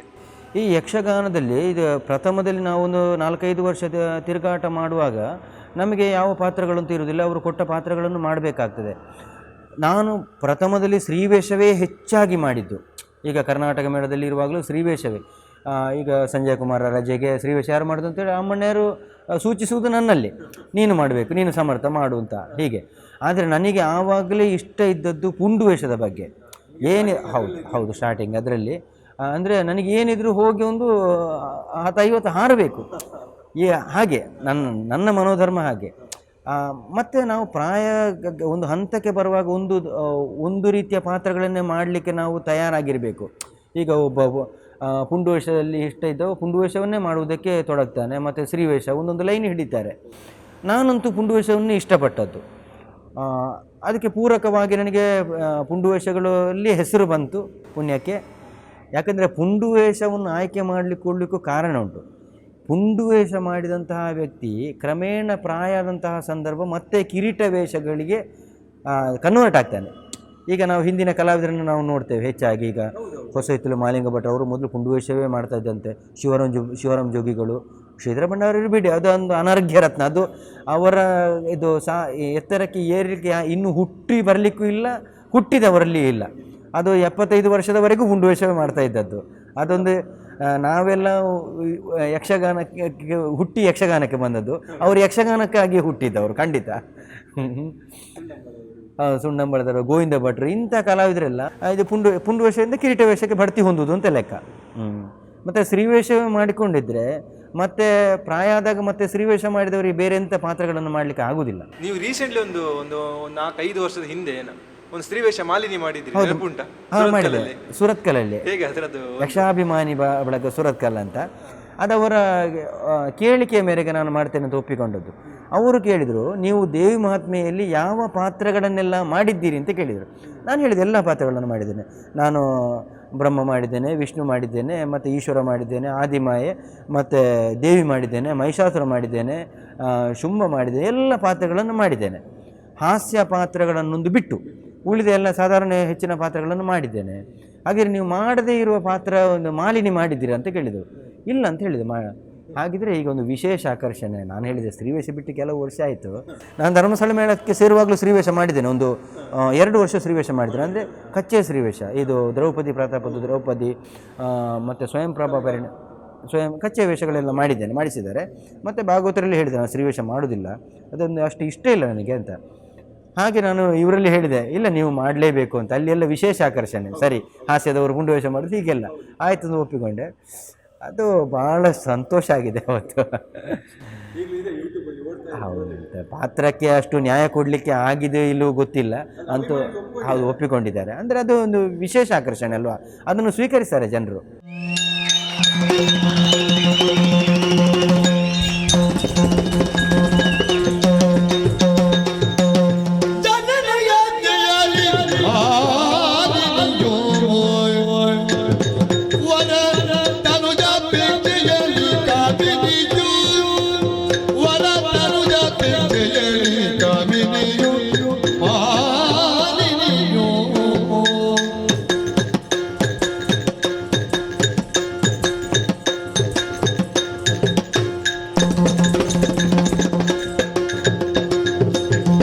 ಕನಕ ಗರ್ಭನ ತಪವನು ಕೈಬೇಗೆನುತ್ತ ಕನಕ ಗರ್ಭನ ತಪವನು ಕೈಬೇಗೆನುತ್ತಾನೆ ವನಕ್ಕಾಗಿ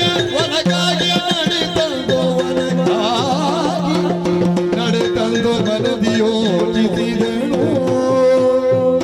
ಏನಾದ್ರು ಖುಷಿ ವಿಷಯ ಹೇಳುವಂಥದ್ದು ಲೈಫಲ್ಲಿ ಮರೀಲಿಕ್ಕೆ ಆಗದ ವಿಷಯ ಯಾವ್ದಾದ್ರು ಮಾಡೋದಿದ್ರೆ ಅಭಿಮಾನಿಗಳೊಂದಿಗೆ? ಯಕ್ಷಗಾನದಲ್ಲಿ ಮರಿಲಿಕ್ಕೆ ಆಗದೇ ಇರುವಂತಹ ವಿಷಯ ಅಂದರೆ ನಿಮ್ಮ ಸಾಧನೆ ಇರ್ಬೋದು. ಈಗ ನೀವು ದಿಗಿಣ ಹೊಡಿತೀರಿ, ನಿಮ್ಗೆ ನಾನು ಈ ವೇಷದಲ್ಲಿ ಇಷ್ಟು ದಿಗಿಣ ನಿಮ್ಗೆ ಯಾವ್ದೋ ನೆನಪು? ಕಲ್ಲುಗುಂಡಿಯಲ್ಲಿ ನಾವು ಅದೇ ಒಂದು 18 ನಿಮಿಷದ ಅದು ತಿರುಗುವಂಥ ಒಂದು ಇದು ಮಾಡಿದ ಆಗ ಅಲ್ಲಿ ಸಾಧಾರಣ ಒಂದು 10,000 ಜನ ಅಲ್ಲಿ ಪ್ರೇಕ್ಷಕರಿದ್ದರು.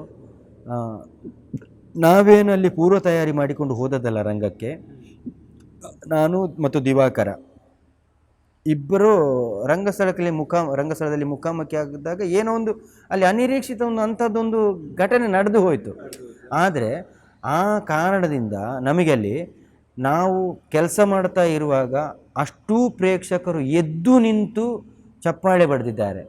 ಯಾಕಂದರೆ ಅದು ಎದ್ದು ನಿಂತು ಚಪ್ಪಾಳೆ ಬಡಿಯುವಂತಹ ಕ್ರಮ ನಾವು ನೋಡಿದ್ದಿದ್ರೆ ಅದು ಅಮೇರಿಕದಲ್ಲಿ, ಅಲ್ಲಿ ಒಂದು ಆ ಕ್ರಮ ಉಂಟು. ಎಲ್ಲ ಕಾರ್ಯಕ್ರಮ ಮುಗಿದಾಗ ಎದ್ದು ನಿಂತು ಅವರು ನಮಗೆ ಗೌರವ ಕೊಡೋದು, ಅಂಥದ್ದೊಂದು ಸ್ಥಿತಿ ನಿರ್ಮಾಣ ಆದದ್ದಿದ್ದರೆ ಅದು ಇಲ್ಲಿ ಕಲ್ಲುಗುಂಡಿಯಲ್ಲಿ. ಅದನ್ನು ನೋಡಿದಾಗ ನಮಗೆ ಎಷ್ಟು ನಾವು ಕೆಲಸ ಮಾಡಿ ನಮಗೆ ಆಯಾಸ ಆಗಿದೆಯೋ ಅವರನ್ನು ಆ ಪ್ರೇಕ್ಷಕರ ಮುಖವನ್ನು ನೋಡಿದಾಗ ಎಲ್ಲವೂ ನಾವು ಮರೆತು ಹೋಗಿದ್ದೇವೆ, ಆಯಾಸ ಎಲ್ಲ ಪರಿಹಾರ ಆಗಿದೆ. ಅದೊಂದು ಮರೆಯಲಾಗದಂತಹ ಟೀಕೆ ಟಿಪ್ಪಣಿ ಇತ್ತ? ಟೀಕೆ ಟಿಪ್ಪಣಿ ಕೆಲವರೆಲ್ಲ ಅದು ಹೇಳಿದ್ದಾರಂತೆ, ಕೆಲವು ಕಲಾವಿದರು, ನಮ್ಮಲ್ಲಿ ಹೇಳಿಲ್ಲ ಅದೇನು ಸುಲಭ ಅಂತ. ಅದಕ್ಕೆ ನಾವು ಅದೇ ಪ್ರತಿಕ್ರಿಯೆಯನ್ನು ಕೊಟ್ಟಿದ್ದೇವೆ, ನಾನು ಮತ್ತು ದಿವಾಕರ. ಅಷ್ಟು ಹೇಳುವಂತಹ ಒಬ್ಬ ಕಲಾವಿದ ನಮ್ಮ ಮುಂದೆ ಚಾಲೆಂಜ್ ಆಗಿ ನಿಲ್ಲಬೇಕವ, ಅದು ಎಷ್ಟು ಕಷ್ಟ ಆಗಿದೆ ಅಂತ ನಮಗೆ ಗೊತ್ತು, ಅವ ಮಾಡಿ ತೋರಿಸಬೇಕು ಅಂತ. ಹಾಗಿದ್ರೆ ನಾವು ಮಾತ್ರ ಒಪ್ಪಿಕೊಳ್ತೇವೆ. ಹೀಗೆಲ್ಲ ಕೆಲವೆಲ್ಲ ಬರ್ತದೆ, ಅದೇ ಬಿಡಿ, ಯಕ್ಷಗಾನದಲ್ಲಿ ಇದ್ದದ್ದೇ. ಒಬ್ಬ ಒಳ್ಳೇದು ಮಾಡಿದರೆ ಮತ್ತೊಬ್ಬನಿಗೆ ಆಗುವುದಿಲ್ಲ.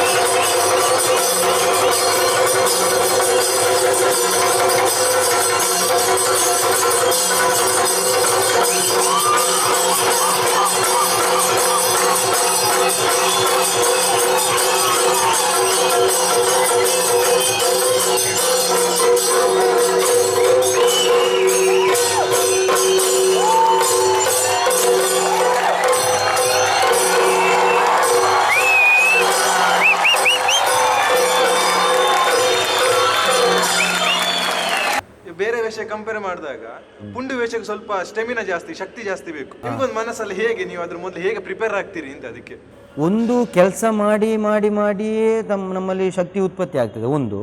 ಮತ್ತು ನನ್ನಲ್ಲಿ ಸ್ಟೆಮಿನ ಇರಬೇಕು, ಇಷ್ಟವರೆಗೆ ಸ್ಟೆಮಿನ ಇರಬೇಕು ಅಂತಾದರೆ ನಾನು ಆಲೋಚನೆ ಮಾಡಿದಿಷ್ಟೇ. ನಾನು ಈಗ ಮೊದಲು ನಮಗೆ ಮಳೆಗಾಲದಲ್ಲಿ ಕಾರ್ಯಕ್ರಮ ಇರ್ತಾ ಇರಲಿಲ್ಲ, ಆದರೂ ನಾನು ಮಳೆಗಾಲದಲ್ಲಿ ಮನೆಯಲ್ಲಿರುವಾಗ ಈ ಸಾಯಂಕಾಲದ ಹೊತ್ತಿನಲ್ಲಿ ಸೂರ್ಯ ಮುಳುಗುವಂತಹ ಹೊತ್ತಿನಲ್ಲಿ ಅಂಗಳದಲ್ಲಿ ಕುಣಿತಾ ಇದ್ದೆ, ಮತ್ತು ಬೆಳಿಗ್ಗೆ ಎದ್ದು ಕುಣಿತಾ ಇದ್ದೆ.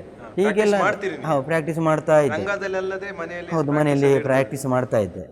ಮತ್ತು ಅದೇ ನಿರಂತರವಾಗಿ ನಾವು ಅಭ್ಯಾಸ ಮಾಡ್ತಾ ಇದ್ದರೆ ಮಾತ್ರ ಅದು ಕೆಲಸ ಬೆಳೆಯುವುದು.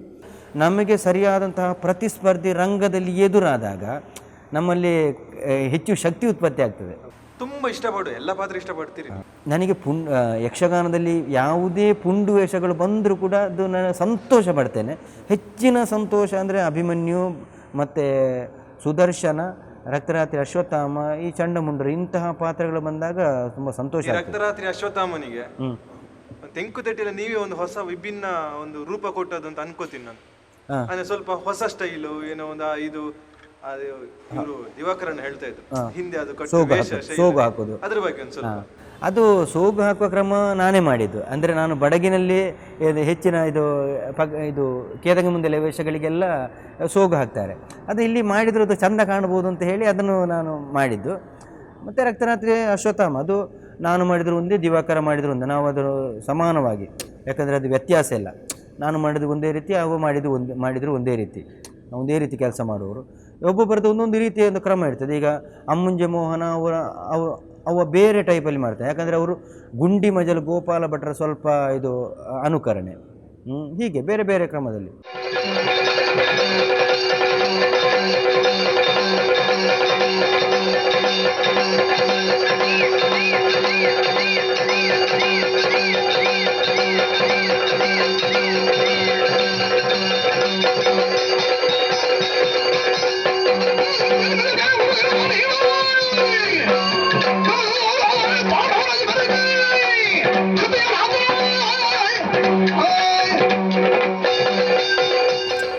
ಈ ನಿಮ್ಮ ವೇಷದಲ್ಲಿ ಯಾವ್ದಾರ ಅನುಕರಣೆ ಉಂಟಾ, ಅಲ್ಲ ಇದು ನಿಮ್ಮ ಸ್ವಂತ? ನಾನು ಯಾರ ಅನುಕರಣೆ ಮಾಡುವುದಕ್ಕೂ ಹೋಗುವುದಿಲ್ಲ. ಯಾಕಂದರೆ ಒಬ್ಬ ವೇಷಧಾರಿ ಅನುಕರಣೆ ಮಾಡಿದ ಅಂತಾದರೆ ಈ ಕಲಾವಿದನಿಗೆ ಹೆಸರು ಬರುವುದಿಲ್ಲ. ಅದು ಅವನ ಹಾಗೆ ಮಾಡ್ತಾ ಇದ್ದಾನೆ ಅಂತ ಹೇಳುವುದು ಬಿಟ್ಟರೆ ನಮಗೆ ಅದರದ್ದು ಏನಿದ್ರು ಪ್ರಾಫಿಟ್ ಇಲ್ಲ. ಮತ್ತು ಅನುಕರಣೆ ಮಾಡಬೇಕು ಯಾವುದು, ಈ ಮಾತುಗಾರಿಕೆಯನ್ನೆಲ್ಲ ಅನುಕರಣೆ ಮಾಡಬೇಕು. ಈಗ ನಾನು ಪುತ್ತೂರು ಶ್ರೀಧರ ಭಂಡಾರಿಯವರಲ್ಲಿ ತುಂಬ ಕೇಳಿ ತಿಳ್ಕೊಂಡಿದ್ದೇನೆ ಅವರು ಮಾತಾಡುವಂತಹ ಮಾತುಗಳು, ಮತ್ತು ನನ್ನದು ಸ್ವಲ್ಪ ಸ್ವಂತಿಕೆ ಸೇರಿಸಿಕೊಂಡು, ಮತ್ತು ಅವರು ನಿಂತ ಹಾಗೆ ನಾವು ನಿಲ್ಲುವುದು, ಅವರು ನಡೆದ ಹಾಗೆ ನಡೆಯುವುದು, ಹೀಗೆಲ್ಲ ಮಾಡುವುದಕ್ಕೆ ನಾನು ಹೋಗುವುದಿಲ್ಲ. ಮತ್ತು ಅವರ ರಂಗನಡೆ, ಈ ಪರಂಪರೆ ವೇಷಗಳು ಹೇಗೆ, ಈ ಪುಂಡು ವೇಷಗಳು ಹೇಗೆ, ಒಂದೊಂದು ಪಾತ್ರಗಳು ಅದರ ಸ್ವಭಾವ ಹೇಗೆ, ಅದೆಲ್ಲ ನನಗೆ ಅವರು ಸೂಚನೆ ಕೊಟ್ಟಿದ್ದಾರೆ. ಹೀಗೆ ಮಾಡಬೇಕು ಅಂತ. ಎಲ್ಲಿಯಾದರೂ ನಮ್ಮದು ತಪ್ಪು ಶಬ್ದ ಬಂದರೆ ರಂಗಸ್ಥಳದಲ್ಲಿ ನಾವು ಇದು ನಾಟ್ಯದಲ್ಲಿ ಏನಾದರೂ ಒಂದು ಪಾತ್ರಕ್ಕೆ ಆ ನಾಟ್ಯ ನೀನು ಮಾಡಬಾರ್ದು ಅಂತ ಹೇಳಿದರೆ ನಾನು ಸ್ವೀಕರಿಸ್ತಾ ಇದ್ದೆ.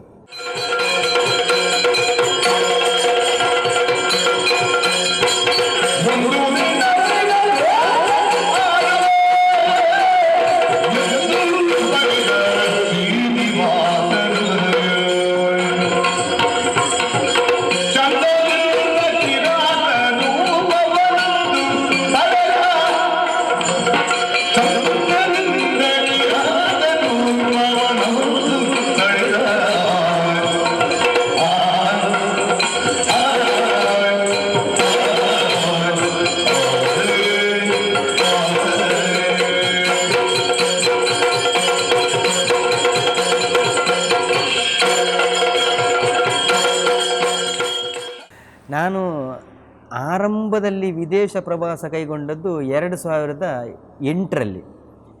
ಫಸ್ಟ್ ನಾನು ವಿಮಾನದಲ್ಲಿ ಕೂತ್ಕೊಂಡದ್ದು. ಬೆಹರಿನಿಗೆ ನನ್ನ ಕರೆಸಿದರು. ನಾನು ಮತ್ತು ಸುಬ್ರಾಯ ಹೊಳ್ಳರು ಕಾಸರಗೋಡು ಇಬ್ಬರನ್ನು ಅಲ್ಲಿಯ ಕನ್ನಡ ಸಂಘ, ಬೆಹರಿನ್ ಕನ್ನಡ ಸಂಘದವರು ಕರೆಸಿದರು. ಆ ಕನ್ನಡ ಸಂಘದವರು ಕರೆಸಬೇಕು ಅಂತಾದರೆ ಅದಕ್ಕೂ ಒಂದು ಕಾರಣ ಉಂಟು. ನಾವು ಕೇಂದ್ರದಲ್ಲಿ ಒಟ್ಟಿಗೆ ತರಬೇತಿ ಪಡೆದಂತಹ ಒಬ್ಬ ನನ್ನ ಸಹ ಕಲಾವಿದ ಎಡನೀರು ಮೋಹನ ಅಂತ, ಅವರು ಅಲ್ಲಿ ಹೋಗಿ ಕೆಲಸದಲ್ಲಿದ್ದಾರೆ, ಒಳ್ಳೆ ಕೆಲಸದಲ್ಲಿದ್ದಾರೆ. ಮತ್ತು ಅವರು ಕನ್ನಡ ಸಂಘದಲ್ಲಿದ್ದಾರೆ. ಮತ್ತು ಅಲ್ಲಿ ಒಂದು ಸಂಘ ಉಂಟು, ಯಕ್ಷಗಾನ ಸಂಘ. ಆ ಸಂಘಕ್ಕೆ ತರಬೇತಿಯನ್ನು ಕೊಡ್ತಾ ಇದ್ದರು ಅವರು. ಹಾಗಾಗಿ ಇಲ್ಲಿ ನನ್ನ ಹೆಸರನ್ನು ಕೇಳಿ ಸ್ವಲ್ಪ ಹೆಸರು ಮಾಡ್ತಾ ಇದ್ದಾನೆ ಪುಂಡು ವೇಷಗಳಲ್ಲಿ, ಹಾಗಾಗಿ ಅವನನ್ನು ಕರೆಸುವ ಅಂತ ಹೇಳಿ ಆ ಎಡನೀರು ಮೋಹನರು ನನ್ನನ್ನು ಅಲ್ಲಿಗೆ ಬರಲಿಕ್ಕೆ ಕಾರಣ ಆಯಿತು. ಅಲ್ಲಿ ನಮ್ಮ ಬಾಯರು ರಮೇಶ್ ಶೆಟ್ಟರು ಎಲ್ಲ ಟ್ರೈನಿಂಗ್ ಕೊಡ್ತಾ ಇದ್ರು ಅವರು. ಹಾಗೆ ಅಲ್ಲಿ ಸುದರ್ಶನ ವಿಜಯ ಪ್ರಸಂಗ. ಅದೇ ಸಂದರ್ಭದಲ್ಲಿ ಅವರ ಬೆಹರಿನ್ ಕನ್ನಡ ಕೂಟಕ್ಕೆ ಧರ್ಮಸ್ಥಳದ ಪೂಜ್ಯ ಕಾವಂದರು ಅದೇ ಸಮಯದಲ್ಲಿ ಆಗಮಿಸಿದರು. ಆ ಕಾರ್ಯಕ್ರಮಕ್ಕೆ ಗೆಸ್ಟಾಗಿ ಬಂದಿದ್ದರು. ಅದೊಂದು ನಾವು ಒಟ್ಟಾದಂಥ ಒಂದು ಯೋಗ. ನಾನು ಮೇಳಕ್ಕೆ ಸೇರ್ಪಡೆ ಆದದ್ದು ಅದೇ ವರ್ಷದಲ್ಲಿ, ಧರ್ಮಸ್ಥಳ ಮೇಳಕ್ಕೆ. ನನ್ನನ್ನು ಬೆಹರಿನಿಗೆ ಹೋದದ್ದು ಅದೇ ಸಂದರ್ಭದಲ್ಲಿ, ದನಿಗಳು ಸಿಕ್ಕಿದ್ದು ಅಲ್ಲಿ ಅದೇ ಸಂದರ್ಭ. ಹೀಗೆಲ್ಲ ಒಟ್ಟಾಯಿತು. ಅಲ್ಲಿ ಹೋಗಿ ಸಾಧಾರಣ ಒಂದು ಸ್ವಲ್ಪ ದಿವಸ ಇದ್ದೇವಲ್ಲಿ. ಅಲ್ಲಿ ಹೋಗಿ ಅಂದರೆ ನಮಗೆ ವಿಮಾನದಲ್ಲಿ ಕೂತ್ಕೊಂಡೇ ಅಭ್ಯಾಸ ಇಲ್ಲ. ಸುಬ್ರಾಯ ಹೊರಡ್ರು ಹೊಸತ್ತು, ನಾನು ಹೊಸತ್ತು. ಇಲ್ಲಿ ಹೇಗೆ ಚಕಿನಿಗೆ ಹೋಗಬೇಕು ಒಂದೂ ನಮಗೆ ಗೊತ್ತಿಲ್ಲ. ಪುಣ್ಯಕ್ಕೆ ನಮಗೆ ಅಲ್ಲಿ ಏರ್ಪೋರ್ಟಲ್ಲಿ ನಮ್ಮ ತುಳುವಿನರೇ ಇದ್ದ ಕಾರಣ ನಮಗೆ ಸ್ವಲ್ಪ ಸುಲಭ ಆಯಿತು. ಏರ್ಪೋರ್ಟಿಗೆ ವಿಮಾನದಲ್ಲಿ ಕೂತ್ಕೊಳಿಸಿ ಬಿಟ್ಟಿದ್ದಾರೆ. ಅಲ್ಲಿ ಹೋಗಿ ಯಾರು ಬರ್ತಾರೆ, ಎದುರು ಎಲ್ಲಿ ಹೋಗಬೇಕು ಒಂದು ಗೊತ್ತಿಲ್ಲ ನಮಗೆ. ಮತ್ತು ಹೋದ್ಮೇಲೆ ಖುಷಿ ಆಯಿತು. ಹೋಗಿ ಬರುವವರೆಗೆ ಏನು ಸಮಸ್ಯೆ ಆಗಲಿಲ್ಲ. ಅಮೆರಿಕಕ್ಕೆ ಹೋದ ಆಮೇಲೆ ನಾನು ನಿರಂತರವಾಗಿ ಸಾಧಾರಣ ವಿದೇಶ, ಇದು ದುಬೈ ಆಗಿರ್ಬೋದು, ಬೆಹರಿನ್, ಮತ್ತು ಮಸ್ಕತ್ತು, ಕುವೈಟ್ ಇಂಥ ಇದಕ್ಕೆಲ್ಲ ಹೋದೆ ವಿದೇಶಕ್ಕೆ.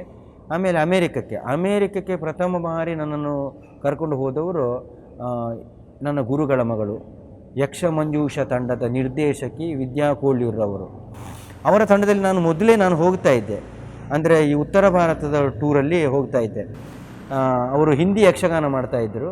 ಅದರಲ್ಲಿ ತುಂಬ ಸಲ ನಾನು ಭಾಗವಹಿಸಿದ್ದೇನೆ. ಉತ್ತರ ಭಾರತ ಒಂದೂವರೆ ತಿಂಗಳೆಲ್ಲ ಟೂರ್ ಮಾಡುವಾಗ ಅದರಲ್ಲಿ ನಾನು ಭಾಗವಹಿಸಿ ಅಲ್ಲಿ ನನ್ನ ಒಡನಾಟ ಒಳ್ಳೆಯದಿತ್ತು. ಮತ್ತು ನನ್ನ ಬಗ್ಗೆ ಅವರು ತಿಳ್ಕೊಂಡಿದ್ದಾರೆ. ಹಾಗಾಗಿ ಎಲ್ಲ ಕಾರ್ಯಕ್ರಮಕ್ಕೂ ನನ್ನನ್ನು ಕರೀತಾ ಇದ್ದರು ಅವರು. ವಿದ್ಯಾ ಕೋಳ್ಯೂರ್ರವರಿಗೆ ಯಕ್ಷಗಾನವನ್ನು ನಮ್ಮ ಇಂಡಿಯಾದಲ್ಲಿ ಮಾತ್ರ ಅಲ್ಲ, ಹೊರದೇಶಕ್ಕೂ ಅದನ್ನು ಕೊಂಡು ಹೋಗಿ ಆ ಕಲೆಯನ್ನು ಪಸರಿಸಬೇಕೆನ್ನುವಂಥ ಒಂದು ಉದ್ದೇಶ ಇತ್ತು. ಆ ಸಂಕಲ್ಪ ಈಡೇರಿತು. ಯಾಕಂದರೆ ಅಮೇರಿಕಕ್ಕೆ ಹೋಗುವಂತಹ ಒಂದು ಅವಕಾಶ ಸಿಕ್ಕಿತು. ಅಮೇರಿಕಕ್ಕೆ ಹೋಗುದಿದ್ದರೆ ಒಬ್ಬರು ಹೋಗುವುದಲ್ಲ, ತೆಂಕುತಿಟ್ಟಿನ ಪೂರ್ಣ ಪ್ರಮಾಣದ ತಂಡವನ್ನು ಅಲ್ಲಿಗೆ ಹೋಗಬೇಕು ಎನ್ನುವಂತಹ ಆಸೆ ಇತ್ತವರಿಗೆ. ಅದಕ್ಕೆ ಅನುಕೂಲತೆ ಒದಗಿತ್ತು. ಅಕ್ಕ ಸಮ್ಮೇಳನಕ್ಕೆ ಬರಲಿಕ್ಕೆ ಹೇಳಿದರು. ಮತ್ತು ಆ ಅಕ್ಕ ಸಮ್ಮೇಳನಕ್ಕೆ ಹೋಗುವಾಗ ನಮ್ಮ ಉತ್ತರ ಭಾರತ ಟೂರಲ್ಲಿ ಯಾರೆಲ್ಲ ಇದ್ದರೋ ಅವರೆಲ್ಲ ಆಯ್ಕೆ ಮಾಡಿದರು. ಇವರು ನಮ್ಮದು ಇಂಟರ್ವ್ಯೂ ಆಯಿತು, ಅಮೇರಿಕಕ್ಕೆ ಹೋದೆವು. ಆ ವರ್ಷ ಕೆಲವು ಕಡೆಯಲ್ಲೆಲ್ಲ ಕಾರ್ಯಕ್ರಮ ಕೊಟ್ಟಿದ್ದೇವೆ. ಕಾರ್ಯಕ್ರಮ ಎಲ್ಲ ಯಶಸ್ವಿಯಾಗಿದೆ. ಹಾಗೆಂತ ನಾವು ಬರಲಿಕ್ಕೆ ಒಂದು ವಾರ ಉಂಟು ಅಂತ ಆಗುವಾಗ ನಮಗೆ ಒಂದು ಆಘಾತ ಆಯಿತು. ಅಂದರೆ ಅಲ್ಲಿ ದೊಡ್ಡ ಗಾಳಿ, ಸ್ಯಾಂಡಿ ಬಂದು ಎಲ್ಲ ಫ್ಲೈಟ್ಗಳು ಇಲ್ಲ, ಮತ್ತು ಇಂಟರ್ನೆಟ್ ಇಲ್ಲ, ಯಾವುದಿಲ್ಲ. ಅಲ್ಲಿ ಸಾವು ಬದುಕಿನ ಮಧ್ಯೆ ನಾವು ಹೋರಾಟ ಮಾಡುವಂಥ ಪರಿಸ್ಥಿತಿ ನಿರ್ಮಾಣ ಆಯಿತು. ಇಲ್ಲಿ ಊರಿಗೆ ಫೋನ್ ಮಾಡಬೇಕಿದ್ರೆ ನೆಟ್ವರ್ಕ್ ಇಲ್ಲ, ಇದು ಮೊಬೈಲ್ ಯಾವುದಿಲ್ಲ. ಆವಾಗೊಂದು ತುಂಬ ಹೆದರಿಕೆ ಆಗಿದೆ ನಮಗೆ. ಯಾಕಂದರೆ ನಾವು ಅಪರೂಪದಲ್ಲಿ ಅಮೇರಿಕಕ್ಕೆ ಬಂದದ್ದು, ಇನ್ನೂ ನಾವು ಹೋಗಲಿಕ್ಕಿಲ್ಲ ಊರಿಗೆ, ಇಲ್ಲೇ ಸೆಟ್ಲ್ ಆಗಬೇಕಾದಂತ ಆ ಒಂದು ಹೆದರಿಕೆ ಆಗಿದೆ. ಆಮೇಲೆ ಮುಂದಿನ ವರ್ಷವು ನಾವು ಹೋದೆವು. 2-3 ವರ್ಷ ಅಮೇರಿಕ ಆಯಿತು. ಆಮೇಲೆ ಆ ತಂಡ ಅವರು ಅಮೇರಿಕಕ್ಕೆ ಹೋಗುವುದು ಮತ್ತೆ ಹೋಗಲಿಲ್ಲ. ಮುಂದಿನ ವರ್ಷ ದೇವಾನಂದ ಭಟ್ರು ಅಂತ ಬೆಳುವಾಯಿಯವರು, ಅವರು ತಂಡ ಮಾಡಿಕೊಂಡು ಹೋದರು. ಆ ತಂಡದಲ್ಲಿ ಅಮೇರಿಕಕ್ಕೆ ಪ್ರವಾಸ ಹೋಗಿದ್ದೆ. ಆ ಸಂದರ್ಭದಲ್ಲಿ ನಾವು ಅಲ್ಲಿ 9 ಸ್ಟೇಟಿಗೆ ಹೋಗಿದ್ದೇವೆ. ಆಮೇಲೆ ಇದು ಯಕ್ಷಧ್ರುವ ಪಟ್ಲ ಫೌಂಡೇಶನ್ ವತಿಯಿಂದ ಪಟ್ಲ ಸತೀಶ್ ಶೆಟ್ಟರು ಭಾಗವತರು, ಅವರ ತಂಡದಲ್ಲಿ ಈಗ 2 ವರ್ಷಕ್ಕಿಂತ ಮೊದಲು ಹೋಗಿದ್ದೆ. ಕಳೆದ ವರ್ಷವೂ ಹೋಗಲಿಕ್ಕೆ ಒಂದು ಅವಕಾಶ ಇತ್ತು, ಟಿಕೆಟೆಲ್ಲ ಆಗಿತ್ತು ನಮ್ಮದು. ಆದರೆ ಈ ಕೊರೋನಾದಿಂದಾಗಿ ನಮಗೆ ಹೋಗ್ಲಿಕ್ಕೆ ಆಗಲಿಲ್ಲ. ಈ ವರ್ಷವೂ ಹೋಗ್ಲಿಕ್ಕೆ ಆಗಲಿಲ್ಲ.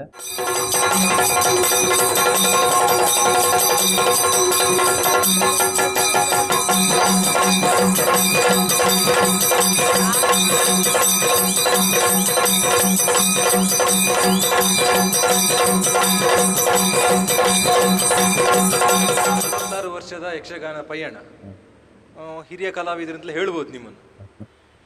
ಈಗ ಬರುವ ಕಲಾವಿದರು, ಯುವ ಕಲಾವಿದರು ಯಕ್ಷಗಾನ ಬರ್ತಾ ಇದ್ದಾರೆ. ಅರ್ಧ ಯಕ್ಷಗಾನ, ಅರ್ಧ ಬೇರೆ ಜಾಬ್. ಅವರಿಗೆ ಏನೋ ಒಂದು ಕಿವಿ ಮಾತು, ಹೇಗೆ ನಿಮ್ಮ ಒಂದು ಎಕ್ಸ್ಪೀರಿಯನ್ಸ್ನ ಇದರಲ್ಲಿ? ಯಕ್ಷಗಾನವನ್ನೇ ವೃತ್ತಿಯಾಗಿಸಿಕೊಂಡ್ರೆ ಇನ್ನೂ ಬದುಕು ಸಾಗಿಸುವುದಕ್ಕೆ ತುಂಬ ಕಷ್ಟ. ಯಾಕಂದರೆ ಈ ಯಕ್ಷಗಾನದಲ್ಲಿ ಸಿಗುವಂತಹ ವೇತನವೋ ಅದು ನಮ್ಮ ಸಂಸಾರ ಈಗ ಸಾಕಲಿಕ್ಕೆ ತುಂಬ ಕಷ್ಟ ಅಂತ ನನ್ನ ಅನಿಸಿಕೆ. ಹಾಗಾಗಿ ಬೇರೆ ಉದ್ಯೋಗವನ್ನು ಮಾಡಿಕೊಂಡು ಯಕ್ಷಗಾನಕ್ಕೆ ಅವಲಂಬಿತರಾಗಿರುವುದು ಒಳ್ಳೆಯದು. ಮತ್ತು ಯಕ್ಷಗಾನಕ್ಕೆ ಬರುವಂತಹ ಯುವ ಕಲಾವಿದರಿಗೆ ಒಂದು ಕಿವಿ ಮಾತು ಏನೆಂದರೆ, ಪ್ರತಿ ಯಕ್ಷಗಾನವನ್ನು ನೋಡಬೇಕು. ಹಿರಿಯ ಕಲಾವಿದರು ಯಾವ ಪರಂಪರೆಯನ್ನು ಉಳಿಸಿಕೊಂಡಿದ್ದಾರೋ ಆ ಪರಂಪರೆಯ ದಾರಿಯಲ್ಲೇ ನಾವು ಮುಂದುವರಿಬೇಕು ಎನ್ನುವ ಹಾಗೆ ತಿಳಿದು ಒಂದು ವೇಷವನ್ನು ಮಾಡಬೇಕು. ಯಾಕಂದರೆ ನಮಗೆ ಪಂಚಾಂಗ ಗಟ್ಟಿದ್ದರೆ ಮಾತ್ರ ಮನೆ ಗಟ್ಟಿಯಾಗಿ ಉಳಿತದೆ. ಹಿರಿಯವರೊಂದು ಪಂಚಾಂಗ ಹಾಕಿಕೊಟ್ಟಿದ್ದಾರೆ, ಈ ಪಾತ್ರಗಳು ಹೀಗೆ ಅಂತ. ಹಾಗೆಂತ ಹೊಸತನವೂ ಬೇಕು. ಪರಂಪರೆಯನ್ನು ಬಿಟ್ಟು ನಾವು ಎಲ್ಲ ಹೊಸತನವನ್ನು ಅಳವಡಿಸಿಕೊಳ್ಳಬಾರ್ದು.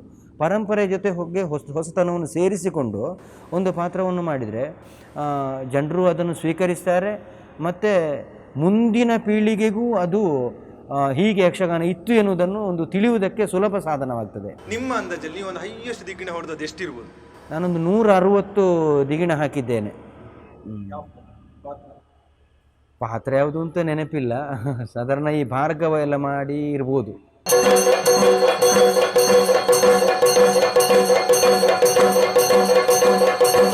ನಿಮ್ಮ ವೈಯಕ್ತಿಕ ಜೀವನ, ಮದುವೆ ಎಷ್ಟನೇ ವರ್ಷ, ಮಕ್ಕಳು? ನಾನು 35ನೇ ವರ್ಷದಲ್ಲಿ ಮದುವೆ ಆಗಿದ್ದು. ಮದುವೆ ಆದದ್ದು ಸ್ವಲ್ಪ ತಡ ಆಗಿ ಪುತ್ತೂರು ಬೆಟ್ಟಂಪಾಡಿಯ ಗುಮ್ಮಟಗದ್ದೆ ಎನ್ನುವಂತಹ ಊರಿನಿಂದ ಬಾಬು ಪೂಜಾರಿ ಹಾಗೂ ಕಮಲ ದಂಪತಿಗಳ ಮಗಳು ದೀಪ ಎನ್ನುವಂತಹ ಹುಡುಗಿಯನ್ನು ನಾನು ಮದುವೆಯಾಗಿ ಸುಖ ಸಂಸಾರದಲ್ಲಿ 2 ಮಕ್ಕಳು, ಹೆಣ್ಣು ಮಕ್ಕಳು.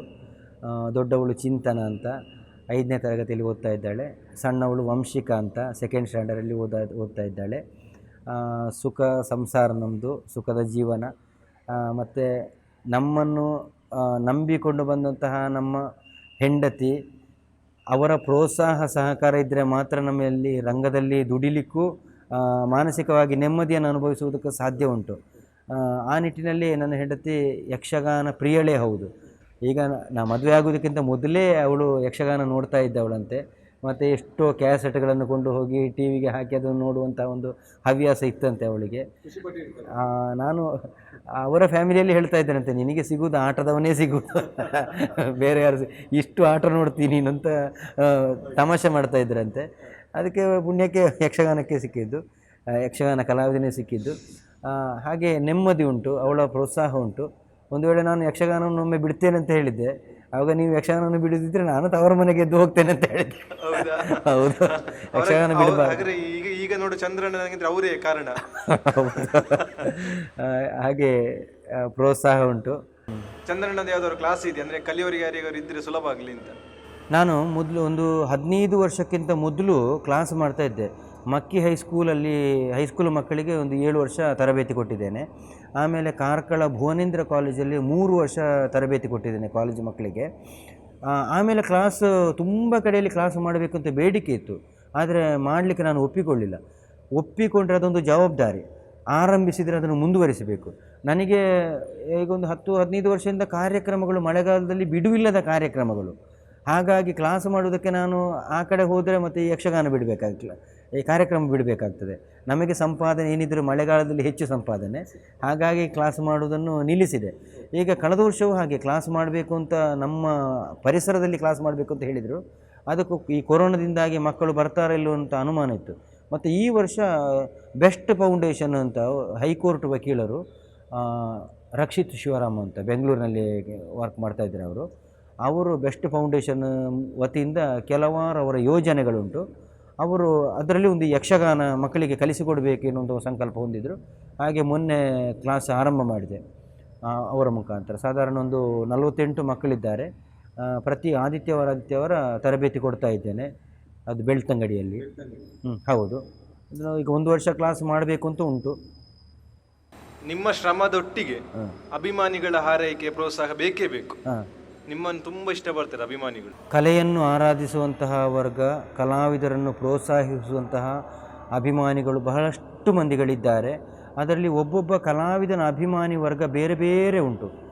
ಈಗ ನನ್ನ ಅಭಿಮಾನಿಗಳಿರ್ಬೋದು, ಆದರೆ ನಾನು ಅಭಿಮಾನಿಗಳನ್ನು ದೇವರು ಎನ್ನುವ ಹಾಗೆ ಕಂಡುಕೊಳ್ತೇನೆ. ಯಾಕಂದರೆ ನಾನು ಪ್ರತಿಯೊಂದು ಕಾರ್ಯಕ್ರಮಗಳನ್ನು ಮಾಡುವಾಗಲೂ ಅಥವಾ ಈ ಕೊರೋನಾ ಸಂದರ್ಭದಲ್ಲಿ 2 ವರ್ಷದಲ್ಲಿ ಏನು ಕಷ್ಟ ಇದ್ದರೂ ಕೂಡ ನಾವು ಕಷ್ಟವನ್ನು ಹೇಳಿಕೊಂಡಾಗ ಅವರು ಕೂಡಲೇ ನಮಗೆ ಸ್ಪಂದಿಸಿದ್ದಾರೆ. ಮತ್ತು ಇನ್ನೇನಾದರೂ ಸಹಾಯ ಬೇಕಿದ್ದರೆ ನೀವು ಸ್ವಾಭಿಮಾನ ಬಿಟ್ಟು ಕೇಳಿ, ಏನು ವಂಚನೆ ಮಾಡಬೇಡಿ, ಕೇಳಿ ಅಂತ ಹೇಳಿ ಅವರು ಧೈರ್ಯ ತುಂಬಿದ್ದಾರೆ. ಇಂತಹ ಅಭಿಮಾನಿಗಳು ನಮ್ಮ ಕಣ್ಣ ಮುಂದೆ ನಮಗೆ ಪ್ರೋತ್ಸಾಹಕರಾಗಿರುವಾಗ ನಾವು ಯಾವುದಕ್ಕೂ ಹೆದರಬೇಕಾದ್ದಿಲ್ಲ. ಮತ್ತು ಇತ್ತೀಚಿನ ದಿನಗಳಲ್ಲಿ ಕಲಾವಿದನೊಬ್ಬ ಕಷ್ಟದಲ್ಲಿದ್ದಾನೆ ಅಂತ ಆದರೆ ಅವರಿಗೆ ಸಹಾಯ ಹಸ್ತವನ್ನು ನೀಡುವುದಕ್ಕೆ ಎಷ್ಟೋ ಅಭಿಮಾನಿಗಳು ಸಿದ್ಧರಾಗ್ತಾ ಇದ್ದಾರೆ. ನಾವು ಕೆಲವು ಮಂದಿಗಳನ್ನು ನಾವು ನೋಡ್ತಾ ಇದ್ದೇವೆ. ಒಂದು ಆಕ್ಸಿಡೆಂಟ್ ಅಂತ ಆದಂತಹ ಸಂದರ್ಭದಲ್ಲಿಯೋ ಅಥವಾ ಅನಾರೋಗ್ಯದಲ್ಲಿರುವಂತಹ ಸಂದರ್ಭದಲ್ಲಿಯೋ ಒಂದು ವಾಟ್ಸಾಪ್ ಗ್ರೂಪಿಗೆ ಹಾಕಿದರೆ ಸಾಕು, ಸಾವಿರ ಲಕ್ಷ ಹಣ ಸಂಗ್ರಹ ಮಾಡಿ ಈ ಕಲಾವಿದನಿಗೆ ಕೊಡ್ತಾರೆ. ಈ ಕಲಾವಿದನೂ ಹಾಗೆ ಈ ಅಭಿಮಾನಿಗಳನ್ನು ಯಾವ ಕಾಲಕ್ಕೂ ಮರೆಯದೆ ಅಭಿಮಾನಿಗಳನ್ನು ಗೌರವದಿಂದ ಕಾಣ್ತಾ ಇನ್ನು ಮುಂದೆಯೂ ಸಹಾಯ ನಮಗೆ ಮಾಡಲಿಕ್ಕೆ ಅಭಿಮಾನಿಗಳೇ ಕಾರಣ ಎನ್ನುವ ಹಾಗೆ ಯೋಚಿಸಿ ಅವರು ಆ ಅಭಿಮಾನಿಗಳನ್ನು ಉಳಿಸಿಕೊಳ್ಳುವ ಹಾಗಾಗಲಿ. ನನ್ನ ಅಭಿಮಾನಿಗಳಿಗೂ ಹಾಗೆ ಎಲ್ಲರಿಗೂ ನಾನು ಅಂತರಾಳದ ಕೃತಜ್ಞತೆಗಳನ್ನು ಸಲ್ಲಿಸ್ತಾ ಇದ್ದೇನೆ.